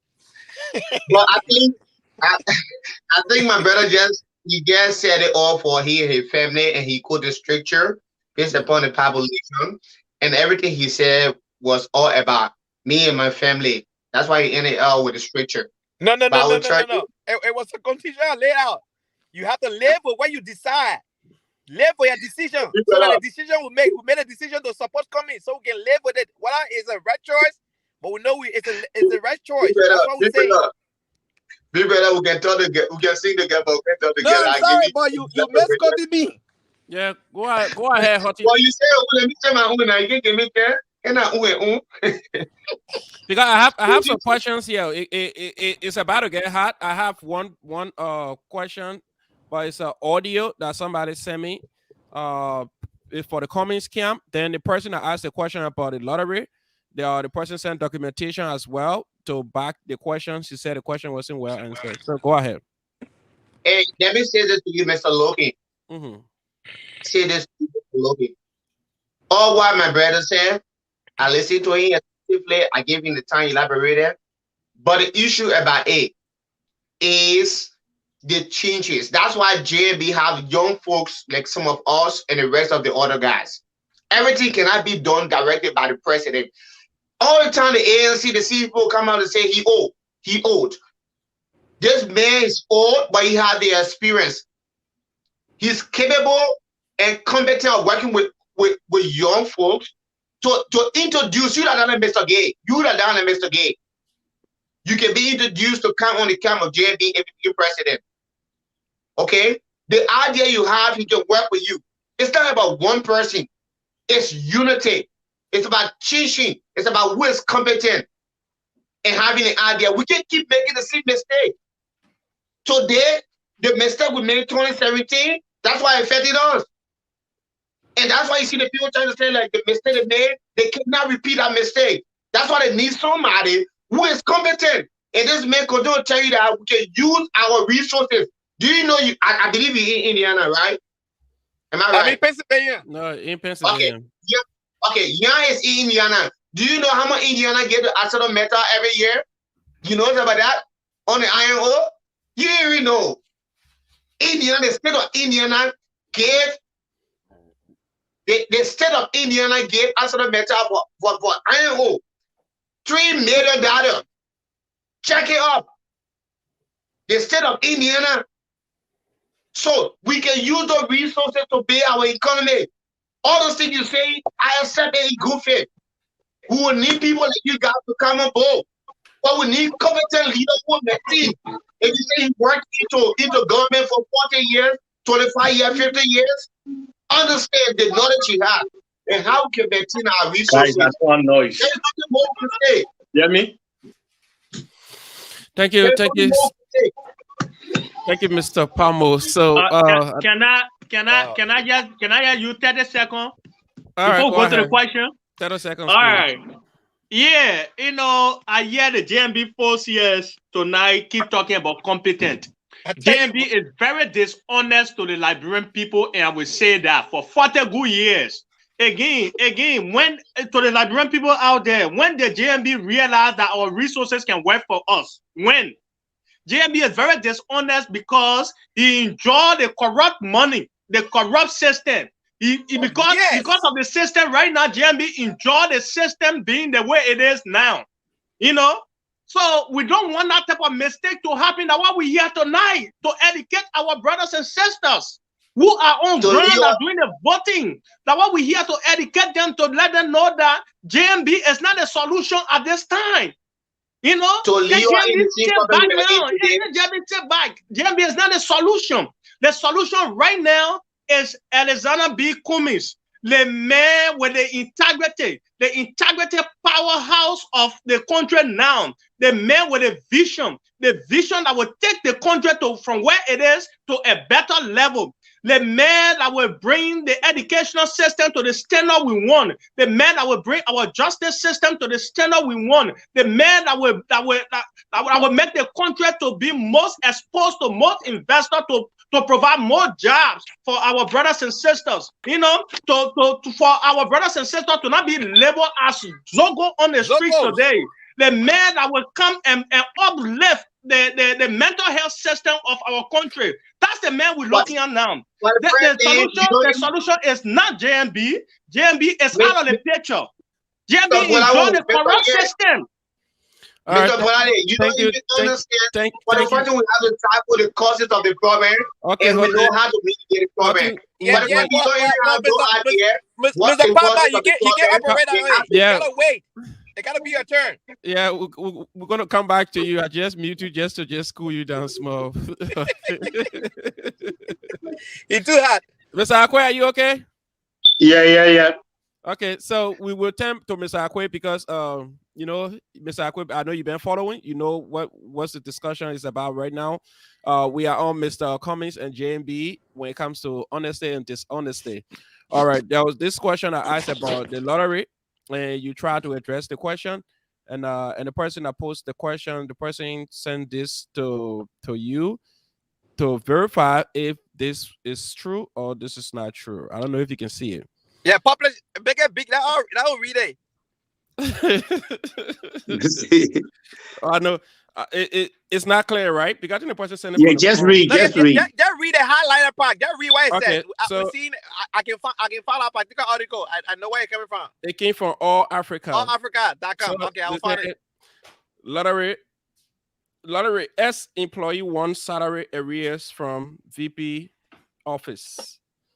A former deputy managing director for operations at the Liberian Lottery, Christopher Tama, is calling on Vice President Joseph Yuma Boaka, who has oversight responsibility for the National Lottery, to pay his salary arrears, which he claimed the entity has owed him for more than 9 years. So we need to go far. So he said this was documented. That's why he asked the question. So do you have any idea about this identical story, Mr. I think the brother already said. Okay. So let me say this much, just in few seconds. And I think, the story is politically motivated. Okay. And it's politically motivated. And that's the least I can say. If the vice president has oversight responsibility of a particular entity or institution, the vice president office does not pay employee of that particular entity. If Philip, Logan, if you are serving as a particular head and you have oversight responsibility, it does not mean that if they have any issue to that particular place. I'm not saying that there was no problem at the national lotteries. No, that's not what I'm saying. I'm not shying away from it. There were issues, there were problems. But to say that I'm going to the office of the vice president so that he can be able to pay me, it's politically motivated, and you just want to smear him somehow, especially as we move to 2023. And it was just an individual thing that. I think Go ahead. For me, I agree with Mr. Akoi. I am in opposition to boycott for the primary, even though they're running away from the primary.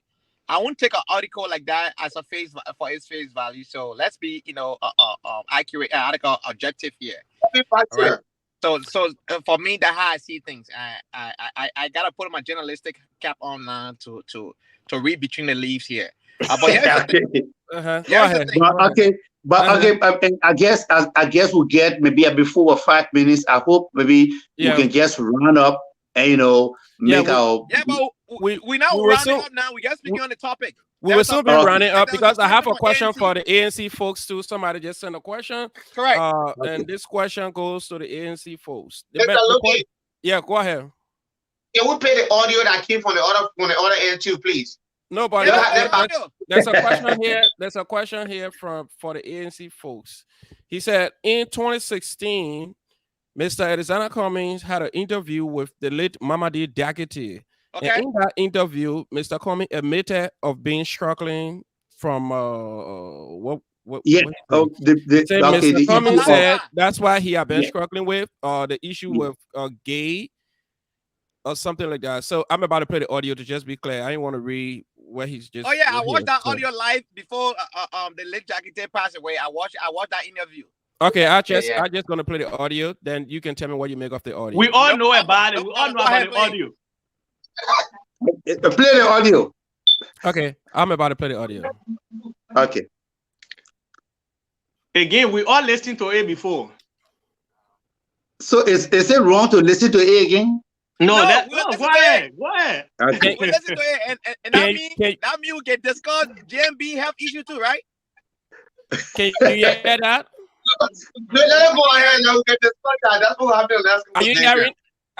Are you hearing it? I can hear it. Okay, so I think I need to just send it to this other side because I'm playing it from. But okay, I mean, just forget about playing it and let our brother just. And I can respond to that. Okay. Let him just respond to it with how you playing the rest of it. First of all, let me play it from my phone. Okay. And I've answered this question, perhaps not too elegantly. And I've question on gay rights. And I've answered this question, perhaps not too elegantly. And I've used the words that I'm conflicted by this issue, but let me explain why. Let me explain what I mean by that. It's a lifestyle that I struggle with. As important, though, I believe, Liberians are also focused on health, education, jobs, and I also want us to focus the conversation on those issues. I think you answered that question the right way. I don't know if it's a very sensitive. It's a very sensitive issue, and I don't know if that's there was a strip with youth support is something that you would, Mamadi, I think I've answered the question the way I'm comfortable answering it. And again, I gotta be authentic to who I am. There will be a political answer that people will perhaps want to hear, but I gotta be real, Alex, and I want the Liberian people to see the real person, and that I will not, change my answer to suit different situations. I think that's the kind of leader, we should be. So there you have it. It's a lifestyle I struggle with. Myself, I listened to that interview. You did say lifestyle. No, hold on. Myself, I listened to that interview prior to Mr. Jackie Day passing away. May his soul rest in peace. May health just be in peace. Here's my take on that. Mr. Cummings have just retired from the corporate world, and Mr. Cummings was in America, and you cannot be in his position where he was, and be against gay. All right. But the answer he gave, it got taken out of context. It's a lifestyle he struggled with. To fathom a man kissing a man laying down with a man. To process that in your heart, that's what he was talking about. But other people run their way. Oh, the man gay, the man that. That's why they run away. First of all, our society, even our Liberian law, prohibits that. Our Liberian law. No man and man can get married. No woman and woman can get married under the Liberian law. Today, until that law is changed, it's not permitted. And Cummings is aware of that. But for a man and man to lay down together, that was the lifestyle he was describing. Do you understand that? Cummings have gone on other network and even said, I'm not gay. But that one is not enough for them. Even on Spoon Talk, which is the biggest network today in Liberia. He clearly said, I am not gay. I don't support it. Clear cut. Of recent. But people will choose to go back 2016. Even the one he just said of recent, they don't want it. So here is the thing. But you rather a man who is living with a pacemaker and almost will be 80 years old, 2023, to run Liberia. Then a man who clearly says he does not support gay. JMB can now walk 30 minutes straight. Right now, I stood before JMB. His mobility is challenged in Philadelphia. I stood before him and asking a question. He can't even jog for 30 minutes, let alone walk straight for 30 minutes. Commies can go to gym. Commies can exercise. Your physical fitness matters as the commander-in-chief. It matters. Mr. Akoi said because Joe Biden was not given the responsibility. That is not true. We all live in America here. Joe Biden was the one who led the auto industry to be bid out. And to this, they are doing what they pay the taxpayer money back. Joe Biden was the one who led the affairs of the green card. Let's say the energy efficient stuff. Here the guy on CNN today, who is the analyst? Van Jones, before Van Jones left the White House. GMB led that effort. Joe Biden led that effort. Joe Biden was a successful senator for 36 years. Yep. Who passed a bill for women's rights in this country. We don't have a history of GMB doing significant national issue in Liberia. Absolutely not. Show me where is the national issue that GMB led that is a legacy today. LPMC dead. All right? LPMC dead. It's dead. So when you want to talk about, you want to compare the two, I lived in Delaware before. Most of the highway in Delaware, Joe Biden. Joe Biden was a functional vice president. And Barack Obama campaigned more for Joe Biden than Joe Biden himself. Even Michelle Obama. Did Ellen Johnson started going on a campaign trail with Joe Biden, Joe Buakai? Absolutely not. Something wrong. She didn't endorse him. What does that say about him? He claimed, he tried, but Councilor Taron Gongo resigned from the same government. He chose to collect salary for 12 years. That was sweet, yeah? Ain't it? That was good. So he couldn't even condemn the $30,000. How can that man lead our country and fight corruption when you cannot condemn $30,000? Yes, some of your time to me. Yes, some of your time. All right. I'll give my time to you, brother. Yeah. I'm fired up. I'm fired up. No, the reason I gave him there's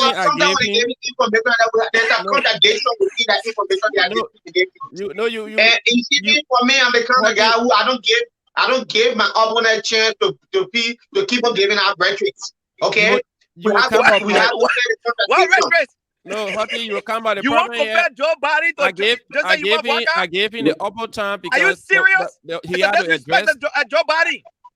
All right, hold on, Anthony. So the reason I gave him more time because he had to address the issues that we played this recording. Because and moreover, I think he was off. And, he was not around. And, no problem. He was away for a little while. No problem, Anthony. For the 2 minutes, they gave him back.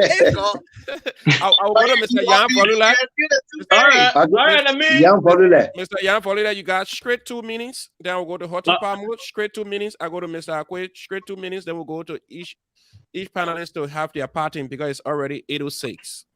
Thank you. Okay. I will discuss the audio that was played. I got it running. You were discussing your 2 minutes. Go ahead, okay. All right. My brother Anthony Gaye, you nailed it right there. Yes, the man, he's an international man. Let me tell you this.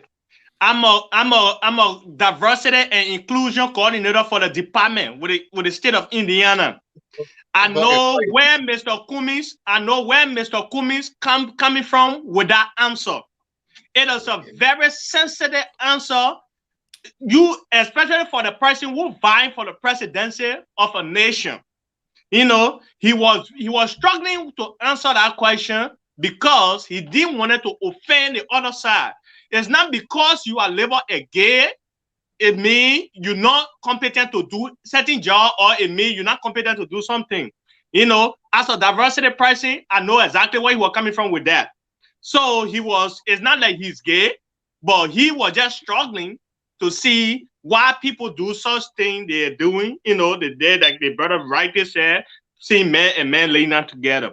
Well, gay is not something bad if you read it or look into it. I'm speaking from the diversity perspective. So, Cummings, you know, I feel that answer was right. He gave the right answer politically because he didn't want to offend the other side. Well, my 2 minutes still running though. I can still go on the other side, right? You got 30 seconds. 30 seconds. You All got right. So already. JMB is not the time for JMB. Okay? We got to now focus on the new breeds of Liberians who come in like our generation, the 21st century generation. JMB have enjoyed the failed system so much. The system that only good for a certain group of people like JMB then.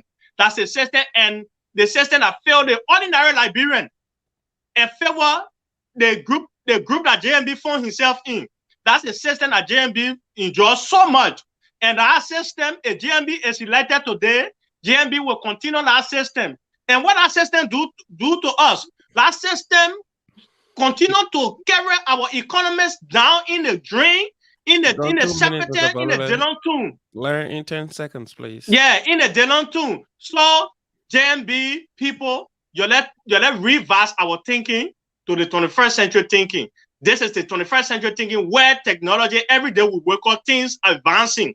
Just things advance, our knowledge should advance, our thinking should advance as well. So we are part of the war. The war that advances every day, we are part of it. So why are we going backward every day? It's because of people like JMB now. All right, Thank Mr. you. Vululle, thank you. So, Mr. Hottie Palmer will go to you for your 2 minutes, but in your 2 minutes, can you please address the question here? This is for the JMB people. Is it true that JMB, as a leader of the collaborating political parties, will be testifying in court by next week? Please answer my question. This information, I know it's not part of my 2 minutes. This information, I just got it today.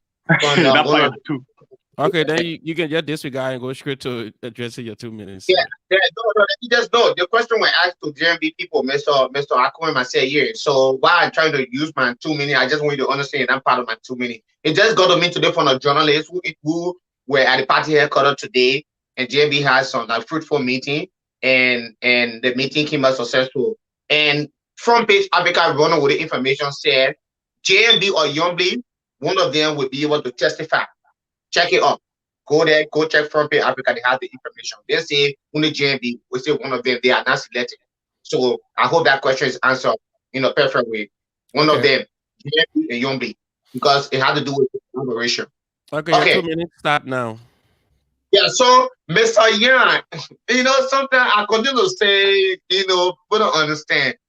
So now we have to be very careful how we give out information or answer questions because there are a lot of people. When we leave from here now, thousands of people tomorrow in the morning, you see a lot of people watch the video and they understand. Yeah. So we got to be careful. This man talked about last start. This man who is well educated, he knows exactly the question that was posted to him by the late document. He understood the question directly. He gave an answer. Then he said politically, our country looking like America. To say you have to the gay population is not as compared to other country. So he could answer the question constructively, but he said you don't want to lie. The man say you don't want to lie, then you want to miss work for the man. The man say you don't want to lie, yeah, you suffer for a lifestyle problem. He said it. He said I don't want to lie. That's the truth. I want to say, yeah, I suffer for it. So it is true. The men are gay. Give out the information. It is true. It is true. There's no evidence to say he's a gay because his the man said the information came from the house.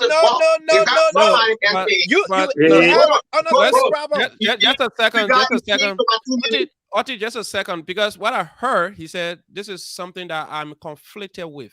Thank you. Go ahead. Thank you. English. The man say it's something he's struggling on. So can speak a dialect. So can other people can speak for you. My man, don't can't be doing. Am 2 minutes going into so? No, you got 30 seconds. Go ahead. No one talking yet. No, you give me 30 seconds. The man say it's something he's striving to see how best. It's the last time.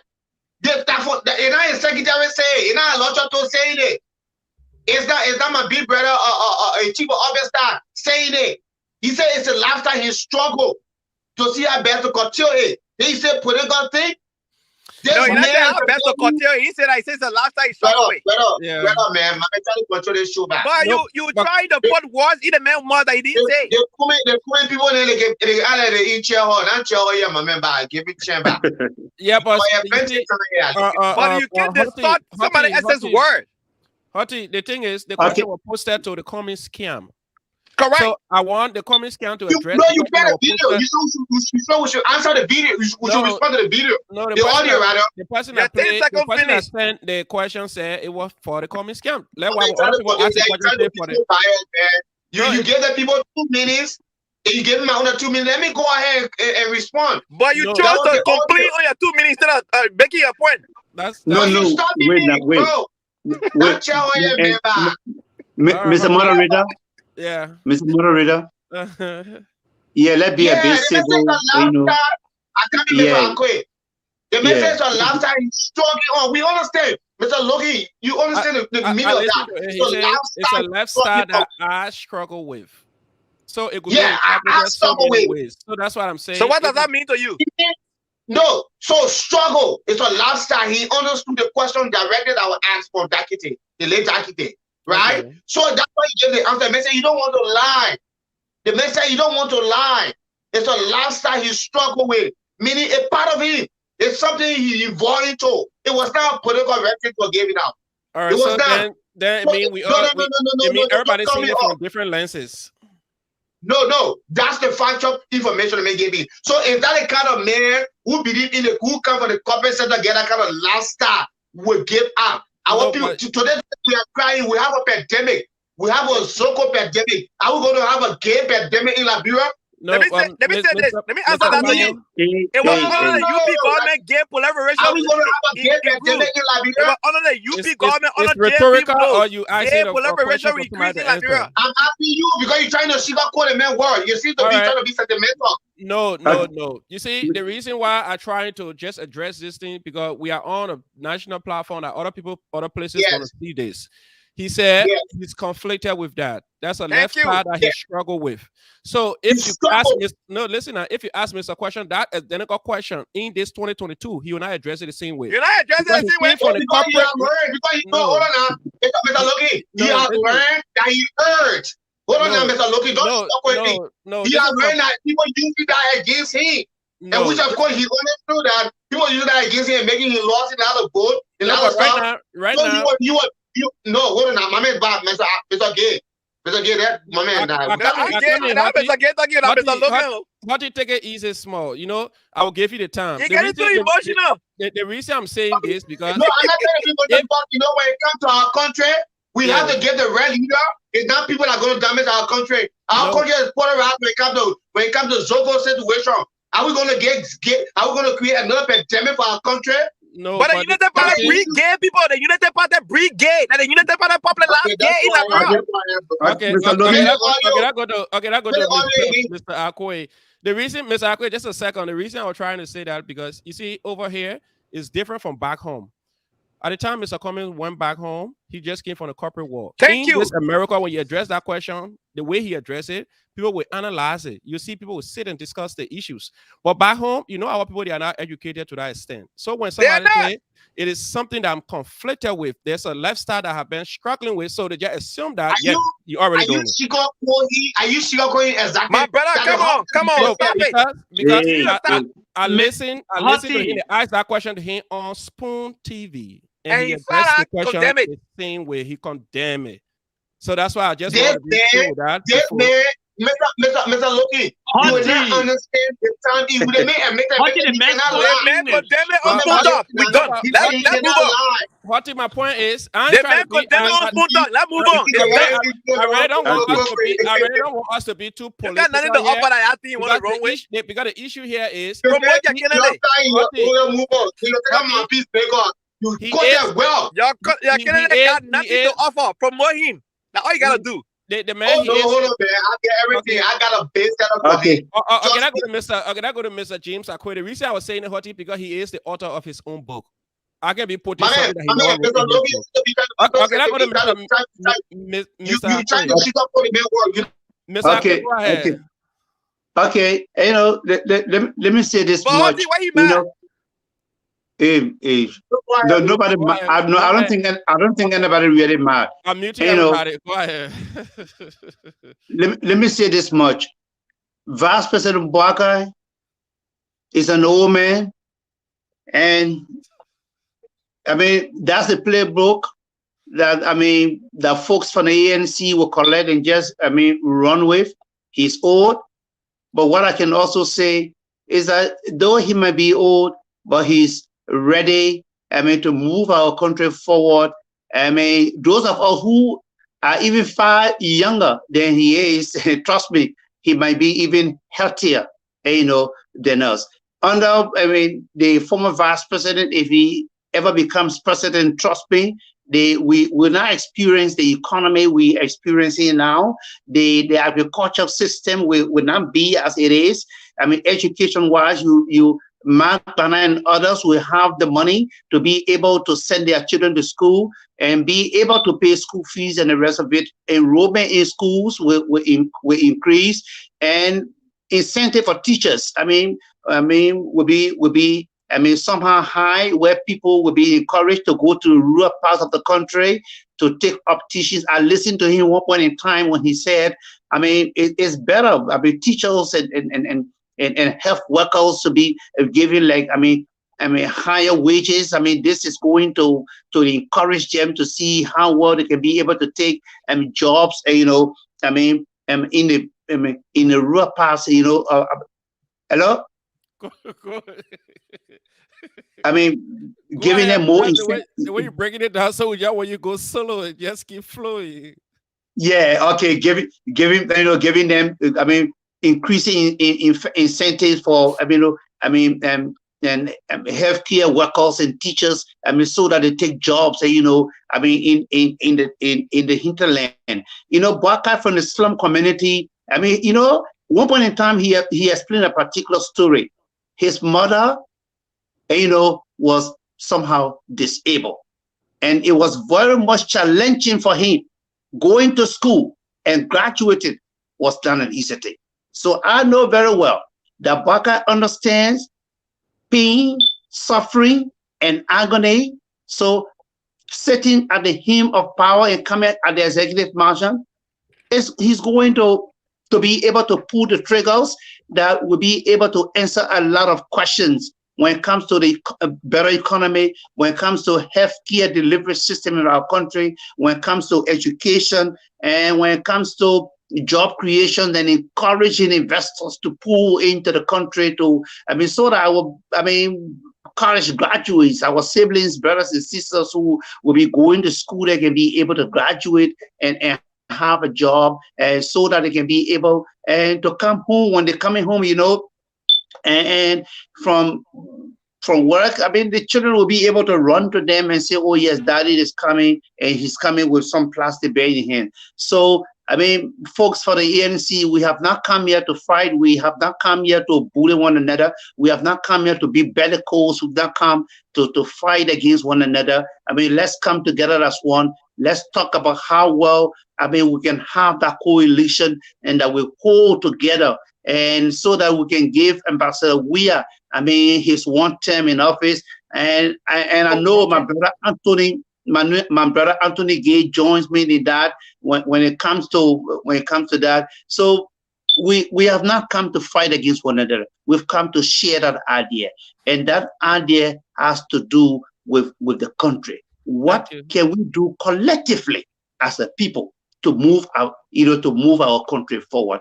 As I'm talking, I see you smiling and looking at me. That's what we do in Waterloo. That's what we do in Waterloo, in Iowa.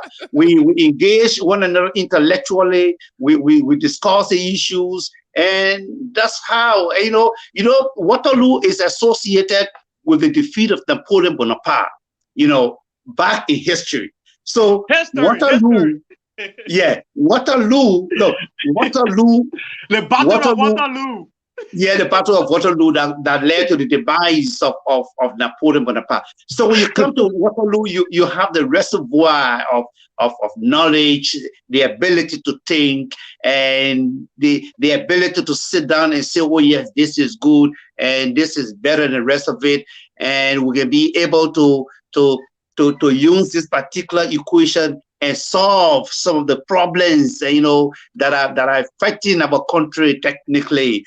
Yesterday, our people they made mistake when it comes to the leadership of the country. We told them that we are technically was never going to be, somehow a good leader. Somehow they are experiencing it today. So we just hope that this time around they will listen to us. And Philip, Mr. Logan, I hope we continue this show where we will be able to, to raise the information. We want a united coalition so that we can be able to come together and move our country forward. We all are interested in how well we can be able to see the betterment of our country. That's what we all interested in.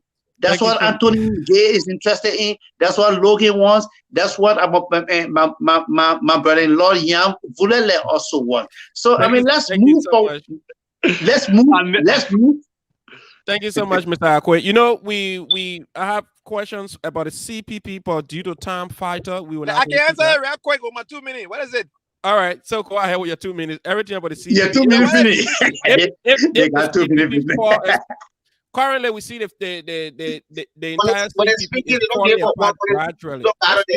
Just a second. Currently, we see the CPP is falling apart gradually. And going to 2023, we know that there's no one single political party can win election in Liberia due to the fact that we have an absolute majority when it comes to election, 50 plus one vote. So obviously, we have to go to the second round. Do you think if the CPP falls apart, if the Waka goes separate or the Coming goes separate, do you think any of the candidate can win Ambassador Weah come 2023? Absolutely. Any collaboration or coalition in Liberia, void of Mr. Cummings, will not win Josh Weah. I say that again. Any collaboration or coalition that is formed in Liberia today, void of Mr. Cummings, cannot defeat President Josh Weah. And yes, why? Today, the CPP will remain CPP. It may not maintain its original party constituents, meaning the ALP or the UP. Currently, as we stand, technically, ALP and UP stay part of the CPP, even though they have talked about their desire to exit, but they are still on the docket. They are still a member of the CPP. Even though the responsibility is given to JMB to steer the affairs of CPP, but neglectfully, he's continuing to show his leadership that he will give you 2023 Liberian people. This man who has the experience, what type of experience we're talking about? The Liberian government experience? The same system we say that is corrupt? He does not have a clean system. What you don't have, you can't get. Most men who struggle in a relationship, as like marriage or a co-partnership, guess what? They never experience true love. They can't give true love. They were never mentored in a home by a man or a mother who taught them how to be a gentleman. So they can't be a gentleman to a lady. How do you expect that to happen? By miracles? No. What you don't have. So the experience JMB have is the old rotten system that we all complaining about today. The same system that Kwame want to change, that they're fighting in today, that same system going to come back. You have my friend Vanisaki, who is a criminal justice major, say, but Mr. Cummings don't want to show transparency. He refused for camera to go in the courtroom. Hello? I'm not criminal justice major. I'm not a lawyer. But our law states cameras are prohibited in the courtrooms in Liberia. I challenge any lawyer who will come here and debunk that. Our law prohibits cameras in the courtroom. Where? When? Why is the president that camera ever been placed in any trial have been challenged? Zero. Nada. So he experience intellectual. Let him use the intellectualism now in Liberia to resolve the CPP issue. Look, we are not here to intellectualize this discussion. We are here to practicalize the circumstances. The reality is real in Liberia.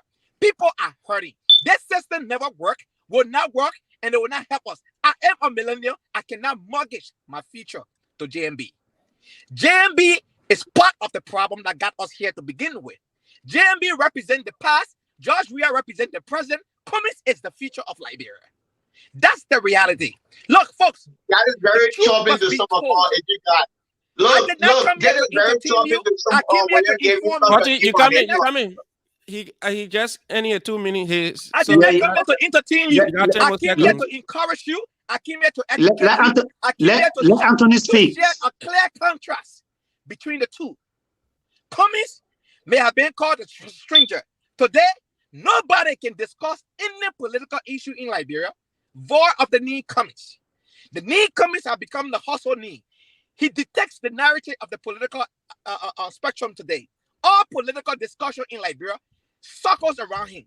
So any collaboration and the coalition void of Cummings cannot defeat George Weah. Why? The same George Weah who was broke then, didn't have money, defeated the quote-unquote the most experienced, the most incompetent person ever run for the presidency of Liberia is George Weah, defeated an incumbent vice president. Do you think today George Weah would have state resources in his possession? Even this enchanted sedition will not even cast a ballot for JMB. They will do for Cummings because they see the potential in Cummings. They see that Cummings is the guy who does not need Liberian people money. Look at the man goes to court in a G-Wagon. Oh. You understand that? His own money. He doesn't have to steal government money to drive a G-Wagon. All right, Anthony, thank you so much. We'll come back to you. If you're a young man in Liberia, don't put your JMB enjoy that country for decades. We're gonna come back to you, Anthony. We'll come back to you. Okay, Anthony. Already. You see, Mr. Logan, this is why. I have you muted Wait already. for the moderator. Samo, I'm sorry, but sometimes when people flowing, when they enjoying themselves, you can just cut them off. You can cut them off. Yeah, like thank you. You don't understand that in telecommunication. You can cut them off. You can allow them to finish that train of thought. You cut the man off, you're gonna lose all his trains of thought.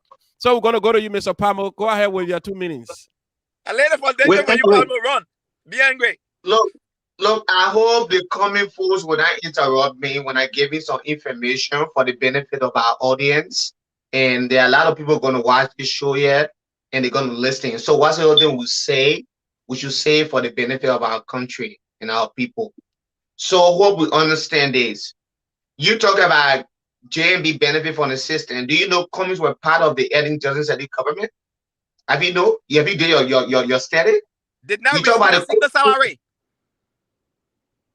Consultant? No, he was not a consultant. He was on the bowl. He was not a consultant.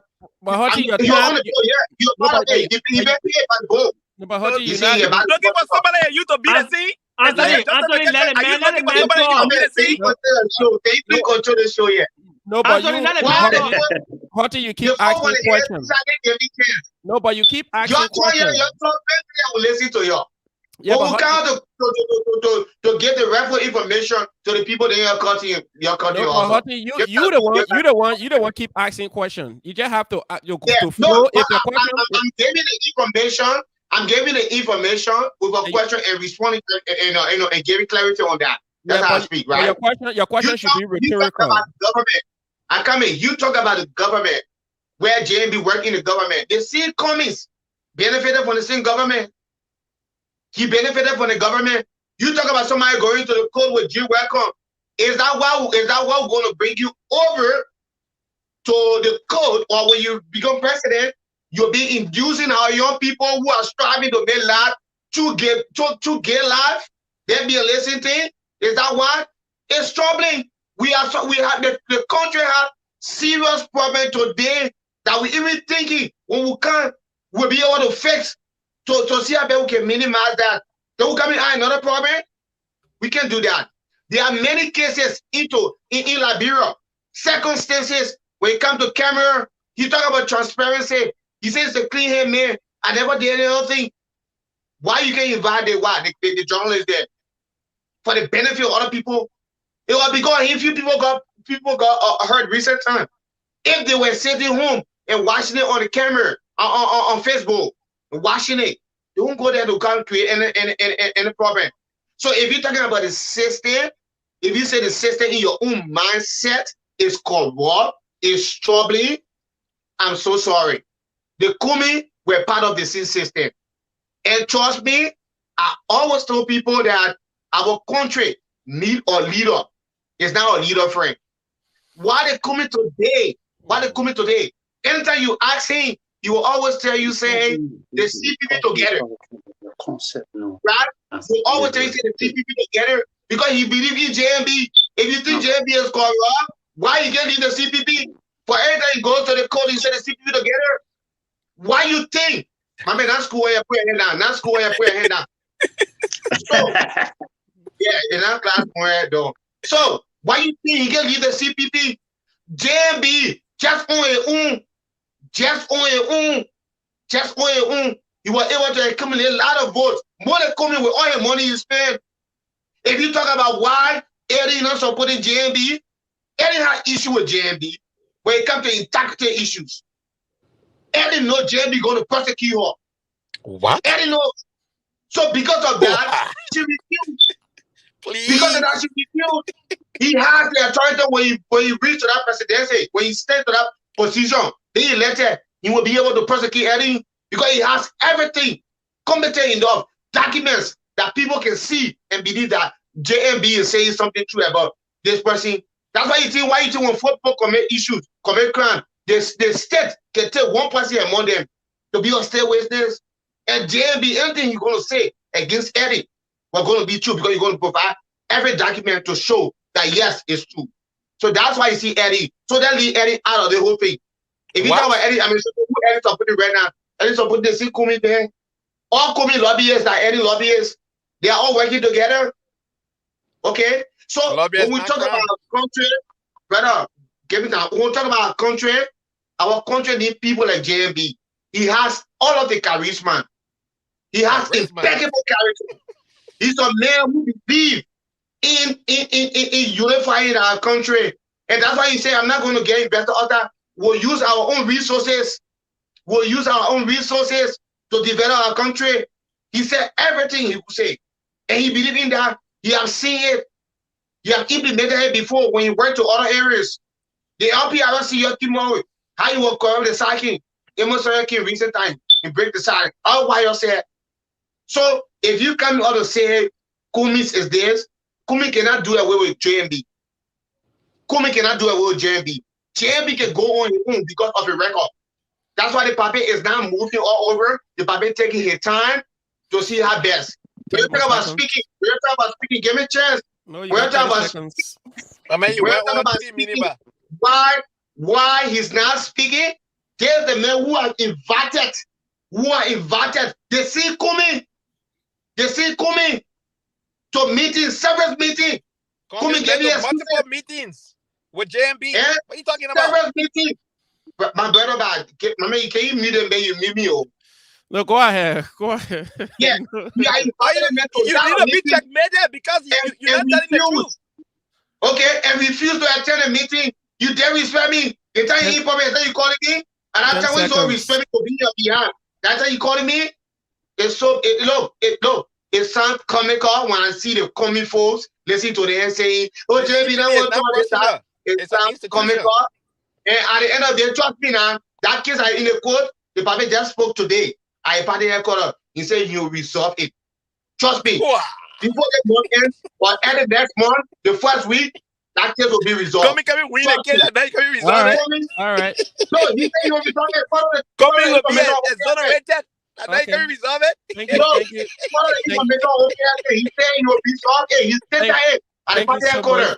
Thank you so much. That man has all of it. He has there is all no evidence. Even the SG don't have evidence. All right, thank you so much, Mr. Mr. Logan, yeah, you're good. You're not treating me right. You're not treating me right. There's no I gave you 4 minutes. More than 4 minutes. Come on. Thank you. Don't be out there judgmental. You just want to be taking all the time.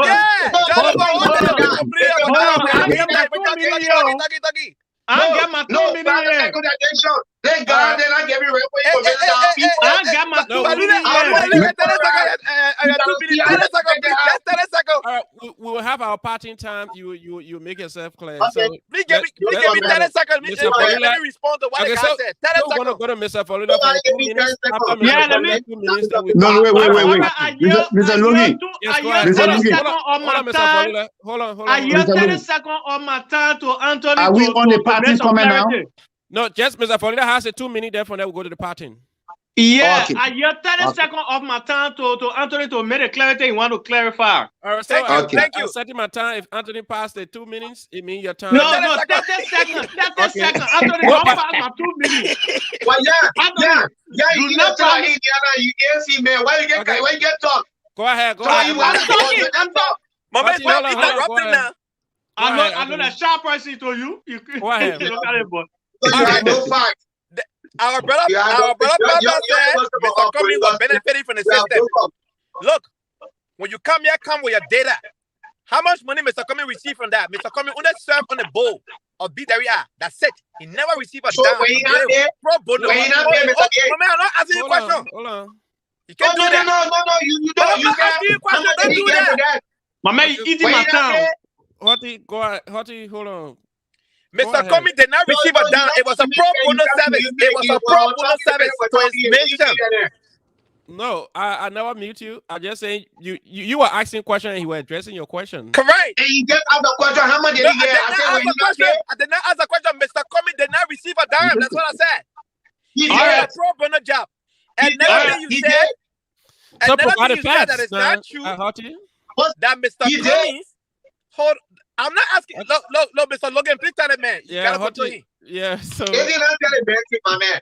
You're Yeah. not giving me 10 1 where you have a okay, All right. I will mute everybody. I will mute You know everybody. what? Then I'll My come man, back take to your time you. back, yeah. Take your time back. Go Let me ahead take my with. time. Yeah, let me Okay, take my time.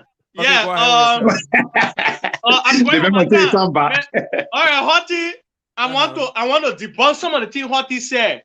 You know, we're talking about failed system that just got 2 us minutes to today, do that that. our people suffering us today. You know how many calls I received today from Liberian just for help? Do you know that? And because of failed system, that we're talking about failed system, then Hottie come here and say, if we're talking about failed system, we must just forget it. That's what Hottie said. We should just forget it. The system not failed. So we should just forget it. So that the mentality of JMB right there. Because the system been benefiting JMB. So Hottie, you're telling us that we should just forget about the system not failed. So it benefiting the JMB people. So I want to say this, my people, fellow Liberians that listening to us, fellow Liberians who in the radio land, who listening, listen to this. We are in a very crucial time in Liberia. A time that we young people will get up and put money in our own pocket when they break. The time that when our parents get up in the morning, they have that means of putting food on the table for their children, and children at least will eat 2 meals per day. That's it. That's the time that we are talking about. We are talking about a time when a graduate, a college graduate, will have a stable job that will provide income for his family. That's the time we are talking about. We're not just talking about a time where when a 2 or 3 months time come, then somebody bring 3 cup of rice to you. You go stay in the rain in the sun and sing say Amanda. 30 seconds. That time of Amanda is over. That time of Amanda is over. The time of singing praises to people is over. This is the time that we look in our own interest. We look for the future of our children and the future of us. 10 seconds. That's the time we look. And that time, JMB is not the solution for the time we are looking for. Thank you. JMB is not the solution. No, nothing against JMB. JMB just have the old system in his head. That's the old system he still wants to maintain. We're talking about a man who will come and change the system. A man who will come, a man that coming to change the system. That's why he's fighting among his own brothers today. That's why his own brother castigating him today. That's why his own brother are sending him to court today, because he's talking about change of system. Thank you. Thank you. Nothing else. they're sending him to court for because he's saying that we hold people accountable for their action. That's what they're sending him to court for. So my fellow Liberians, let's be very careful how we make our decision come 2023. 2023 is a crucial time for us. Thank you, Mr. Vululle. Thank you, Mr. Vululle. You know, tonight we never came to convince people. We just came to show light on who is the best to lead the country comes 2023. So what a JMB or it's to provide a referral for our people. It's to educate our people who is competent. Let me give my parting comment. Just a second, you're about to get your parting comment. I hope we will plan this better the next time. And all of you and I'll not be sitting in the car. I'll be in my house. Good. Please, we will have to plan it next time if possible. And we have everybody here. We will have the topic set and discuss from segment by segment. We're not just running around the bush, around the like this. So I want to say thanks to everyone for joining us tonight. Thanks to all of our followers tonight. Already after 8, we wanted to read some of the comments and call some of the names, but unfortunately, it's already late. And I know my brother Anthony, he been in his car. He did so well for those in Liberia that will be making decisions when it comes 2023. So, Mr. Akoi, thank you. Mr. Palmer, thank you for joining us. Mr. Vululle, thank you for joining us. So, if you just joining us, we are on the Logan's Hour. When we come back, we will be getting the party comments from everybody. Thank you so much. 1 more minute, right?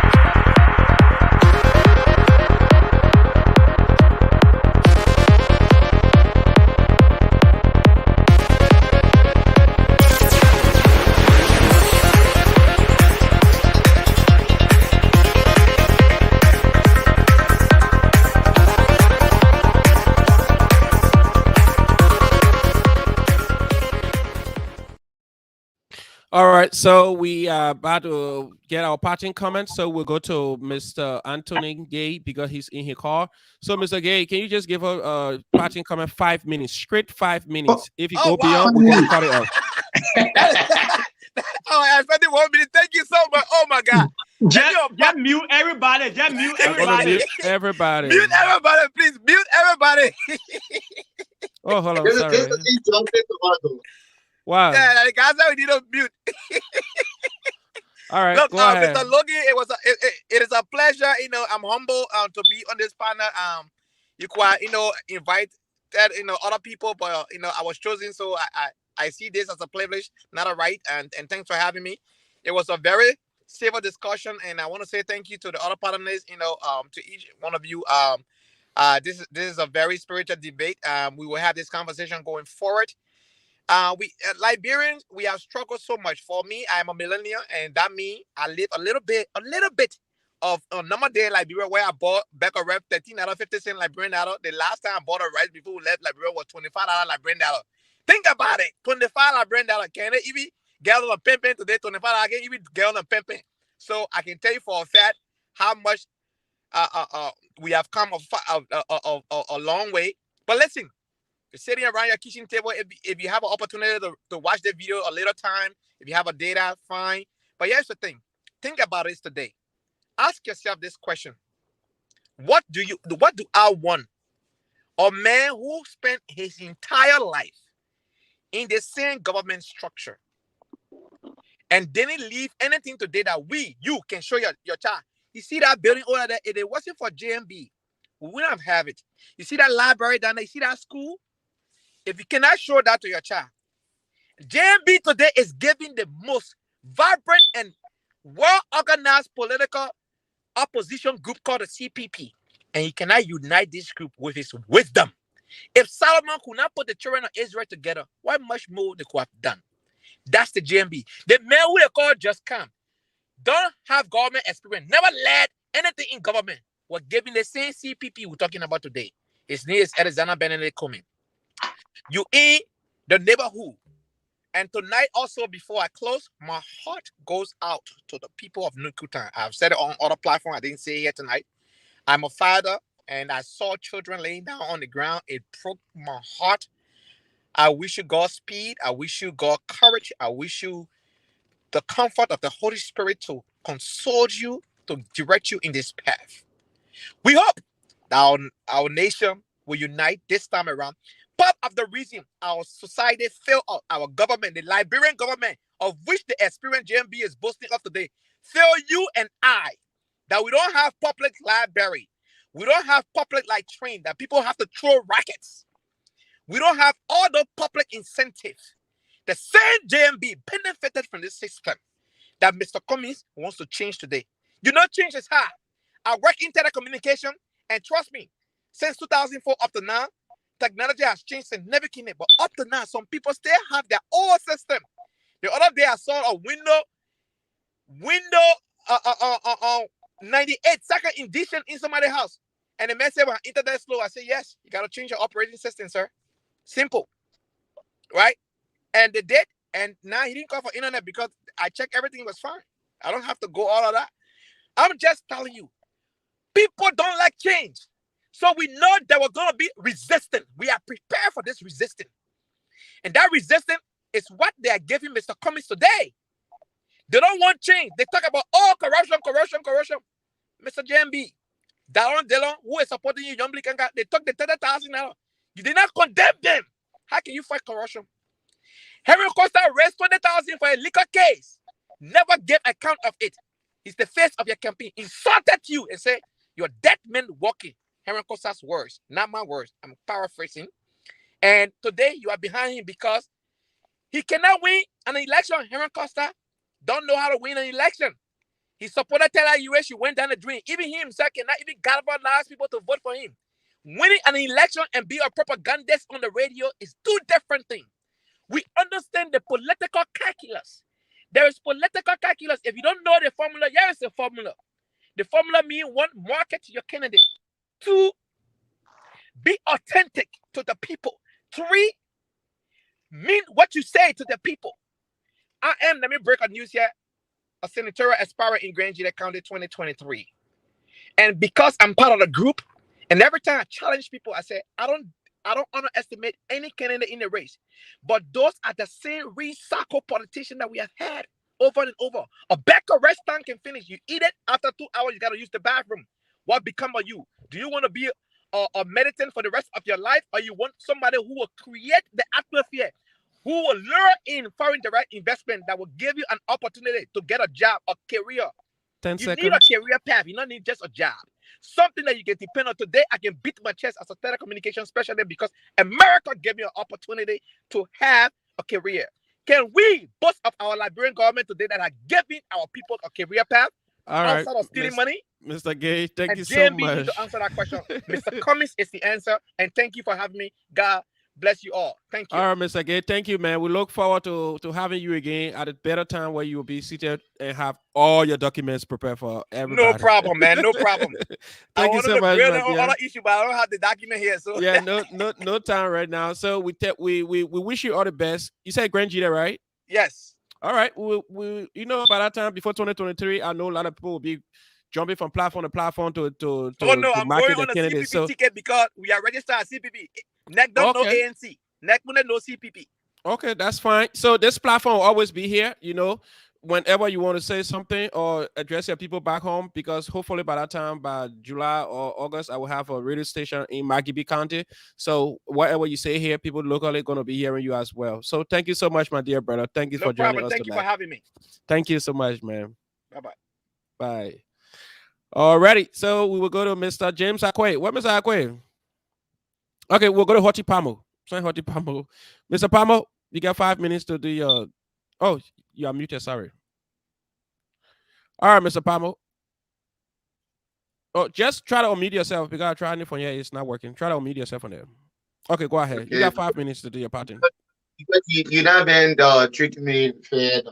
I know there's somehow like distinction within your issue with their life.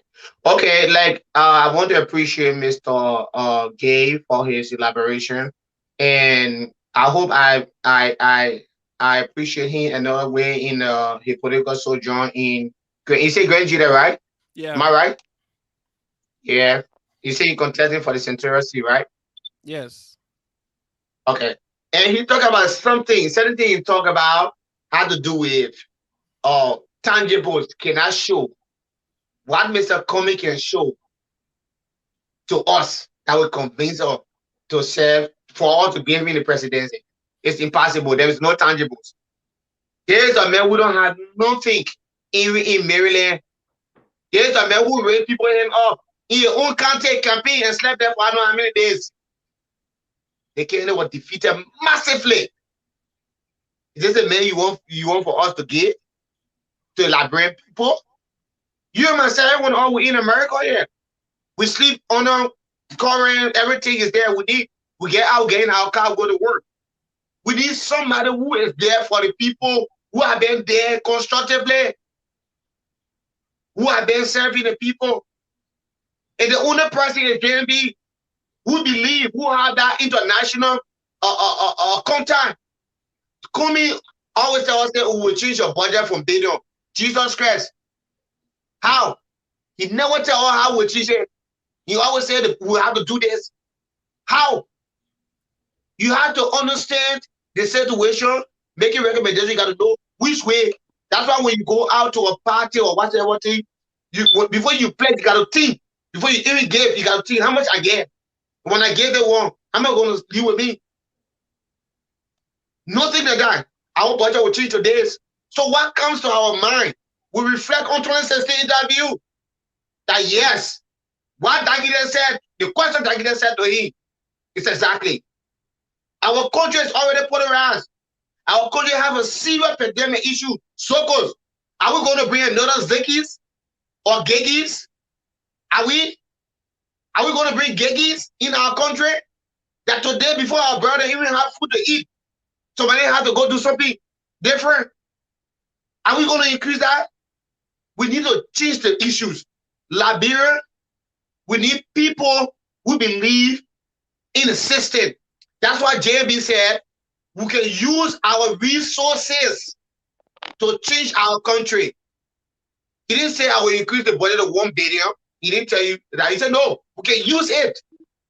Because he understands that. He's been into government. He's been into government long. Quote unquote, why you say. But he understands the system.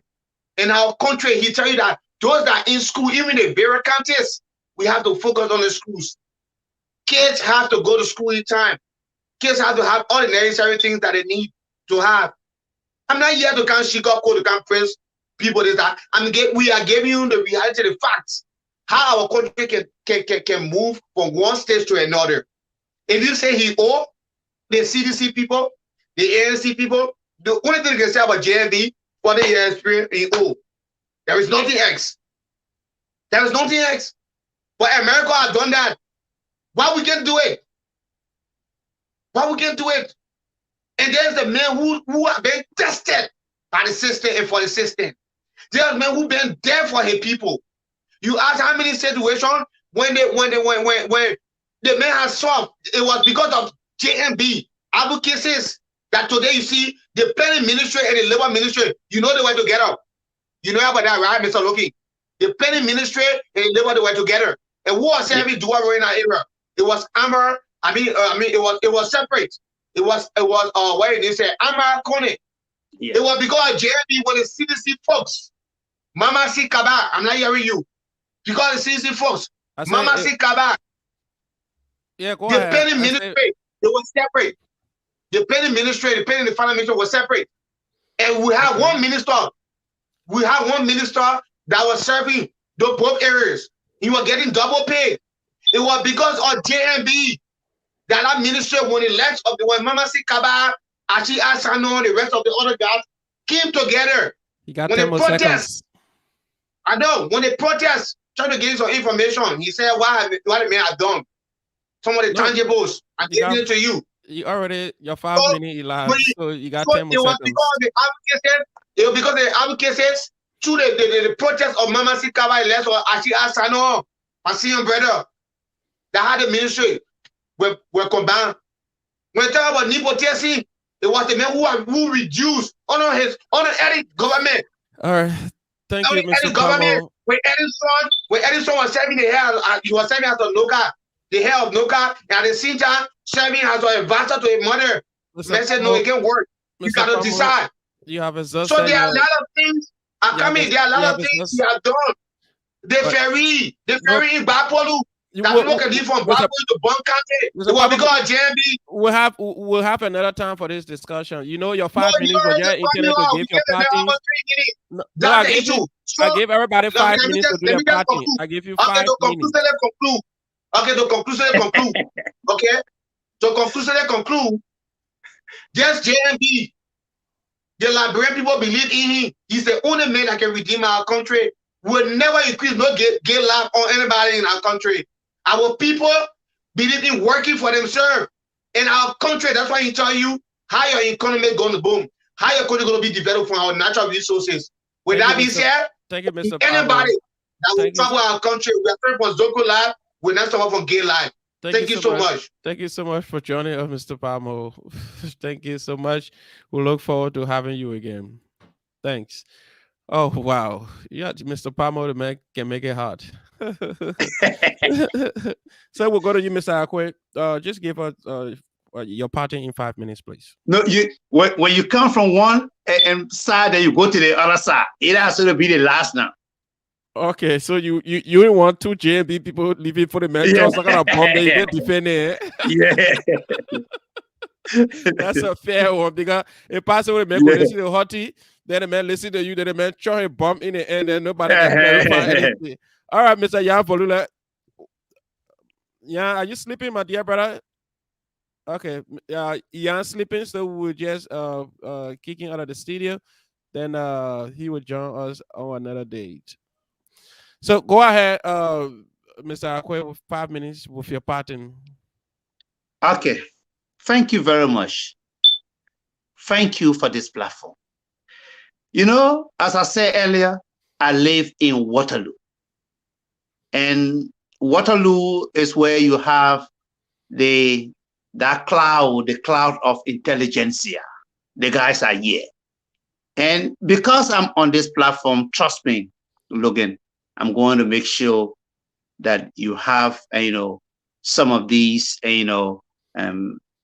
intellectuals right here, in Waterloo, appear, on the show, so that they too can be able to let it out, so that they too can be able to talk and you find out for yourself and say, oh yes, Waterloo indeed is rich with the reservoir of think tank. Plato in his book, The Republic, has a particular concept. And that concept has to do with the allegory of the cave. And the central theme of the allegory of the cave has to do with giving you the ability to reason and make informed decisions. That's the whole concept of Plato's, concept of the allegory of the cave. And this was a debate between Glaucon, his brother Glaucon, and his mentor Socrates. How can you sit and reason and think? And that thinking should be able to assist with moving, society forward. I'm happy that these discussions can begin to come out before 2023. Oh, yes, I'm happy. But ahead of 2023, I can say this much again, my brother. Years back, there was some error that was made. And we are here so that people will not make those errors. And that's what I said. I'm being constrained to find myself playing the role I'm playing. Because, Mr. Logan, all of the year from Liberia today, it's just about cry of hardship, that people going to school, getting out of school, no tuition, people how to get food to eat, is because of a bad and terrible economy. And we need to put a knife to that. We need to change that. So for me, I don't love to attack people, whether from the comments and the rest of it, because I know that JMB needs their vote. in order to win. So I can't stop anyone from anywhere to say, oh yes, I mean, this coming supporter is this and the rest of it. But sometimes I'm taken aback. Like Cummings, I mean, boycotting all of the major functions that Boakai, supposed to chair. When Boakai was being, put forth by his party to go to the CPP, Cummings did not attend that particular occasion. When Boakai was chosen, because it's rotational leadership in the CPP. Yeah. When it was time for Boakai to take on a matter of leadership within the CPP, Cummings also did not attend. He did not. So there are two functions, two key functions. I don't know why Cummings chose to do that. And for Ambassador Boakai, all of the time that Cummings tried calling him, sitting together, he was always there. I listened to Benina Yure when Yure said all of this confusion and the rest of it, he has tried to call Cummings so that the issue can be settled. So that people will not see them watching close outside and anything. But I'm happy with the case court, case and the rest of it, you will see, trust me. Boakai is a man of wisdom. And he's going to provide that wisdom, that sanity to end this particular thing so that everyone can be able to move together. We all want the betterment of our country. We all want our country to move forward. We get tired of the thunderous of phone calls from Liberia because of hardship, because of a bad and terrible economy. People hardly get job. All that they do is to ride motorbike. We get tired of it.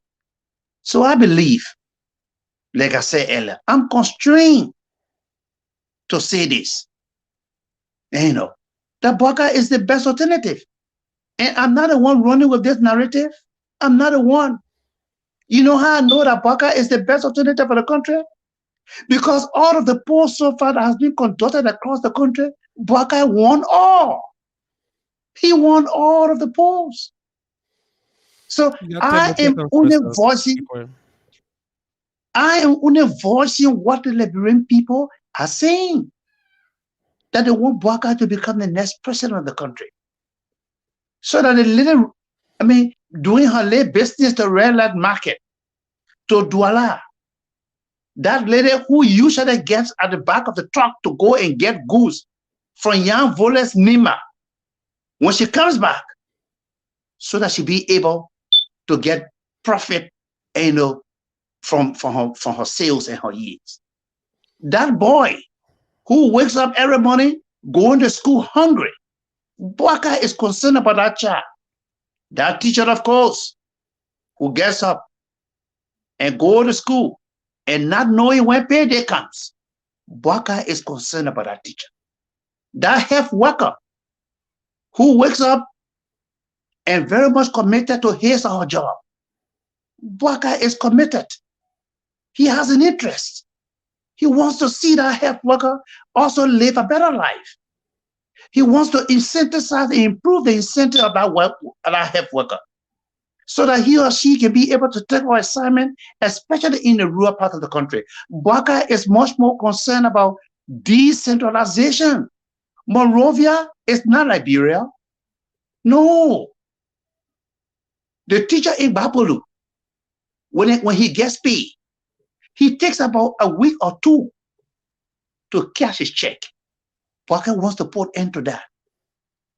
That teacher in Nyah Vululle's Nima, way at the back of Saklepi, who's going to take days and weeks to cash his check.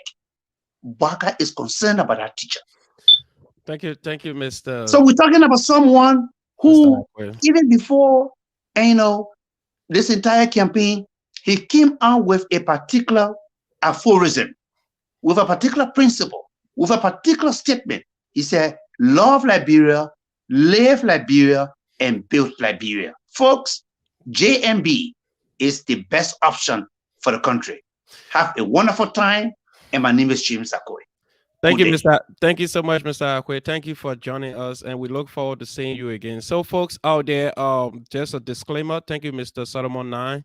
The views of the panelists are not the views of this podcast, so you can just hold each panelist responsible for whatever utterances of views. And finally, just before I leave, let me say, thanks to my little brother Dad, Kesari Akoi, Dad, my sister here, Zoe, and others from Waterloo currently who might be listening, and monitoring this podcast. They listen to us, and my siblings, my brothers and sisters, and they are my own somehow backbone. Today, when I found myself at the community college and expecting a transfer to a much bigger university, I give it to them. I know how it was. Coming over to the US was never easy. It was difficult, challenging. Thank you so but much. At least I'm grateful and thankful. And let me say also hands up to the leadership of the Liberian community here in Waterloo and the leadership of the Liberian community in Indiana. Hands up. Thank you for all that you continue to do. But we have something at hand. We have to come together collectively. Like the issue of Zogos in our country. How do we tackle it? Sitting together to find that answer is what I call the smart part. That is the smart part. Thank you. Thank you, Mr. Yeah, have a wonderful time again. I look forward to having you again. Thanks. All Mr. right. Vululle, yes, sir. The Unity Party people and the Joseph Walker people, they can never go out of words. They are intellectuals, man. They are. Yeah. I give them that. That's why we're here to propound on the issues so that our people can understand what is really unfolding among the various candidates. I hope other candidates too, representatives, will be able to appear on this platform. They will. They will. Yes. When the time comes, when a woman is pregnant, 9 months, nothing you can do about it. You just have to give birth. All right, go ahead with your 5-minute party, my brother. Just be a little fast, please. Well, first of all, I want to tell you thank you for giving us such an opportunity to come on here and give our views on who to lead Liberia for the next 6 years. And I want to tell all the panelists, thanks. We had a very fruitful discussion, savor. We had fun, even though we were. Brother, when you bring a team like this, we can get. I just see myself. So, first of all, I want to say, Mr. Alexander B. Cummings is the right candidate for the presidency come 2023. On this note, that Mr. Alexander B. Cummings has laid his platform to the Liberian people. He broke it down that even man in Douala market will understand. Even Kosua in second part will understand. So he make it very simple. So he talk about the 5 what and the 5 how. The 5 what, he stated that the 5 what priority will be the infrastructure. The infrastructure. The infrastructure will be roads, electricity, internet connectivities. Because we are living in a digital world now. So we need to focus on those things so that our people can have access to information they need, especially our university students. We got people at the university now that our science lab, they're using COPA to set their sample on to come up with their sample. That is a 1912 system, and that's a system that JMB have built. That's a system that JMB have been in 40 years. So those things, we need to get rid of it. That's what Alexander Cummings is doing. The next one is, he said, job creation. Yes, they said when your Christmas will be good, you can know from the eve. So we have known Alexander Cummings of somebody who have created job throughout his career. He have led a multi-billion-dollar company around the world. He created job all over in Africa and took it to the global world. So we know who is he in creating jobs, and he have managed billions of dollars with no penny missing. He have managed those people with no scandals behind him. So he talk about job creation. We know that he can do it because he had done it before. And he talked about agriculture.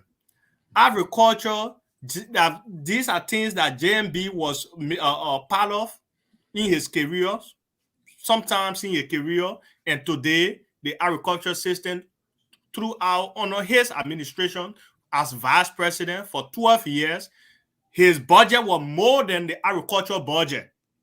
But yet JMB get the guts to come and stand in front of us that he would take care of agriculture. When will he, really privatize agriculture? Because now he want to become president. When you were there for 40 years, when your budget is more than the agricultural budget for the nation, it sounds like a play to us, So those things we need to take it, we need to take it very, very seriously. And the next thing that on the top priorities, on the what is education, and the next thing is on health, our health system. Then Alexander came and said, even though this is the what we need to do, and how we're going to do it, he broke it down like Osua in Butuo. We understand that Makema in Douala market will understand as well. He said we need to engage. We that work in this country, we know what employee engagement look like, because you motivate people to do what they need to do if you engage your people. And he said we need to engage through different mediums. Just 30 seconds, please. Yeah, he said art, he's music. So when you engage, you will bring the people on the table for discussion. So, and he said we need to get the money. How are we going to get the money? Then when now they fighting him in the CPP, they started fighting him already. He said we'll go after corrupt people. Those people that have corrupted our resources, that have denied us from our resources, that have taken for themselves, we will go after them. If you build a house, we'll audit you and we'll make sure that house you build it for your high-end money. If not, we'll take the house and we'll make it out of government ministry. And he talked about government of inclusion. So these are the things. The man laid down the platform, very simple, that we all can understand. And he gave the what and the how. So there's no rocket science there to understand that this man is capable of leading the country. Fellow Liberians, we are here to make sure that we have the Liberia we all long for. The new Liberia is Alexander B. Cummings, and Alexander B. Cummings will take the Liberia to the next level we all want in 2023. Have a blessed day. Thank you for listening. And I'm very much privileged to appear on this show today to make the case for Alexander B. Cummings and the new Liberia. Thank you. Thank you so much, Mr. Jan Vululle, for following us. Thanks to all of our followers here tonight. If you're having difficulties on your phone, the best thing to do is to go to YouTube. We are on YouTube. You can just go to the Logan's Hour on YouTube, and there you can watch it on your television as well. If you having it so difficult to log on your phone. But I want to say thanks to everyone for following us tonight. Just to send a disclaimer again, thanks to Mr. Solomon now. Comments. This is a disclaimer. Comments from the panelists up here tonight. Their views are not the views of this podcast. So they have their own views. They have their opinions about issue. They were just addressing the issue. So whatever comments who may hear or whatever comment come from any of the panelists are not the views of this podcast. Thank you. So before we leave, we will go to our sister MC Carol. She gonna Carol us before we can leave. Me and our there. Oh, the thing number one.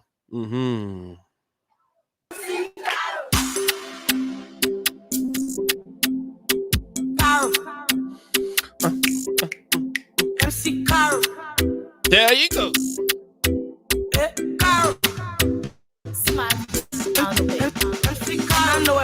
Don't ask me. I have no copyright to the songs And I playing know in the back. don't ask me. And I don't ask me. And I know about it, don't ask me. I want now there, don't ask me. And I know don't ask me. And I I just wanna know MC Caro taking us home. check my balance. I just wanna I don't wanna check my balance. I just want to do my thing and I have for CCP. He said Caro, I said just what they not missing me. They probably not wait for me. I only get 15 minutes. They may play till the fire finish. Oh my God, I got big ball, I got good ball. Look at money now, yeah, ball, get love. What you want? All the other niggas fall back. Billy pump, pump, pump, pump. I don't wanna hear no trash. Billy pump, pump, pump, pump. Got your boy. Thank you to my sister for always following. This is our platform for the community.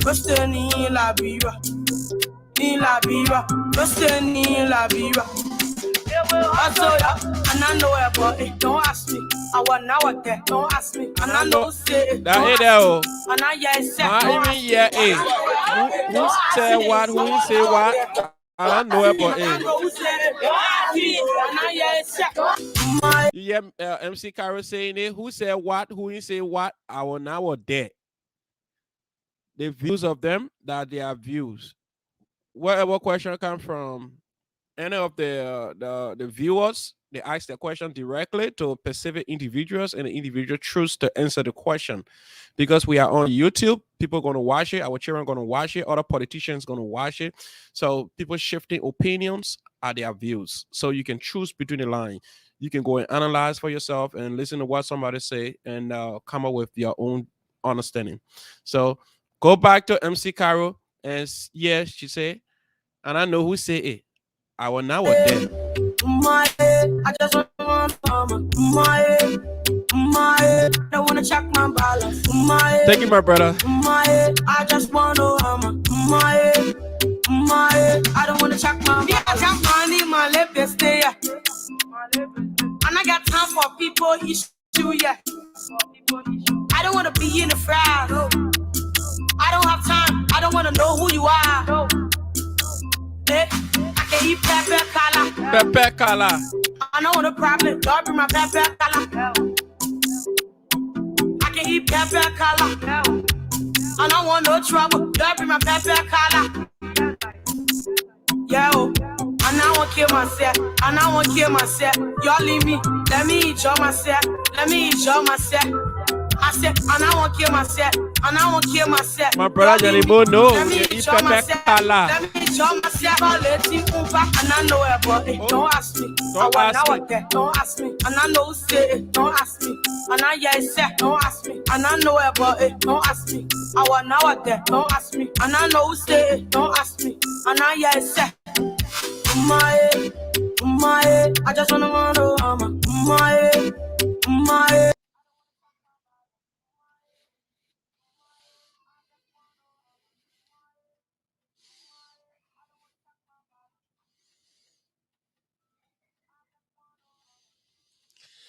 Well, thank you so much for joining us tonight. It was nice having you people here tonight. You know the pepper color we used to eat. Well, yeah, Jeff Yanimo, Boto Yanimo. We know we from the rehab there, pepper color in our area, especially when we go on rehab road in the evening. Get all this small money in our pocket, buy all the pepper color and put it in the plastic, eating and walking home. It was normal. We miss those good old days, man. But it is what it is. Life goes on. We are aging. We have family. We have our children. Just going to take our children back. Like now, I have my two children here. I have the neighbor screen already. I've been keeping it forever. My wife said, hey, this taking forever. This long the children were born. I said, okay, I'm going to carry it back. I'm going to bury it in Liberia. That's where the neighbor screen going to be buried. So thank you for following us tonight. You have been on the Logan's Hour. We have three distinct and unique guys here tonight who were discussing the issues. And trust me, man, I knew that both of them and they were joined later on by Mr. Horty Pamo. The conversation went heated, and the next time we're going to plan it properly, because tonight it was just an for the first three. They had a formal invitation. Mr. Horty Pamo decided to join us later on to join his colleague from the Joseph Walker side. But we want to say thanks to everybody. Thanks for following. We can't call everybody name tonight, but we have the talent show coming up. Watch up. If you live in any part of the U.S., or if you live in Liberia, the best to do, all you need to do that day, try to get your $5 card, put it on your phone. There will be 2 performances. You see here, it's called the Logan's Talent Show. First place or second place. So you're going to win something good. You could win up to $500. So you don't know if you can sing. Trust me, if you sing the first time, the judges give you a score. The second time, the judges give you a score. When the night ends, who knows? They could just call your number and you send your routing number or wherever way you want to receive the money. If you have your family up here, they will send that money to the family through Cash App or whatever. You could walk over with something small. If you get your talent, do not shy away. Make use of it. If you can dance, set your camera well. Dance. If you can rap, come up here and rap. If you can sing like me, do it. If you can, trust me, there's so many things. If you can give jokes, you can come out and give your jokes. Don't sleep on your talent. Don't let the money pass by you, because there are so many good things you're gonna get from here. So thank you tonight for following. Oh, MC Cairo, leave me now. So yeah, that MC Cairo just telling me she can get time for people issue. Whether you like it, you're not like it, we will stay as this. Thank you so much for following. Thank you so much for joining us tonight. We look forward to having you again on Tuesday on the Motivational Hours. So we say good night, and make sure your doors are locked. Make sure you check your windows. We love you. We care about you. Liberia come first. Liberia come last. In all we do, Liberia is all we have. Thank you. Good night.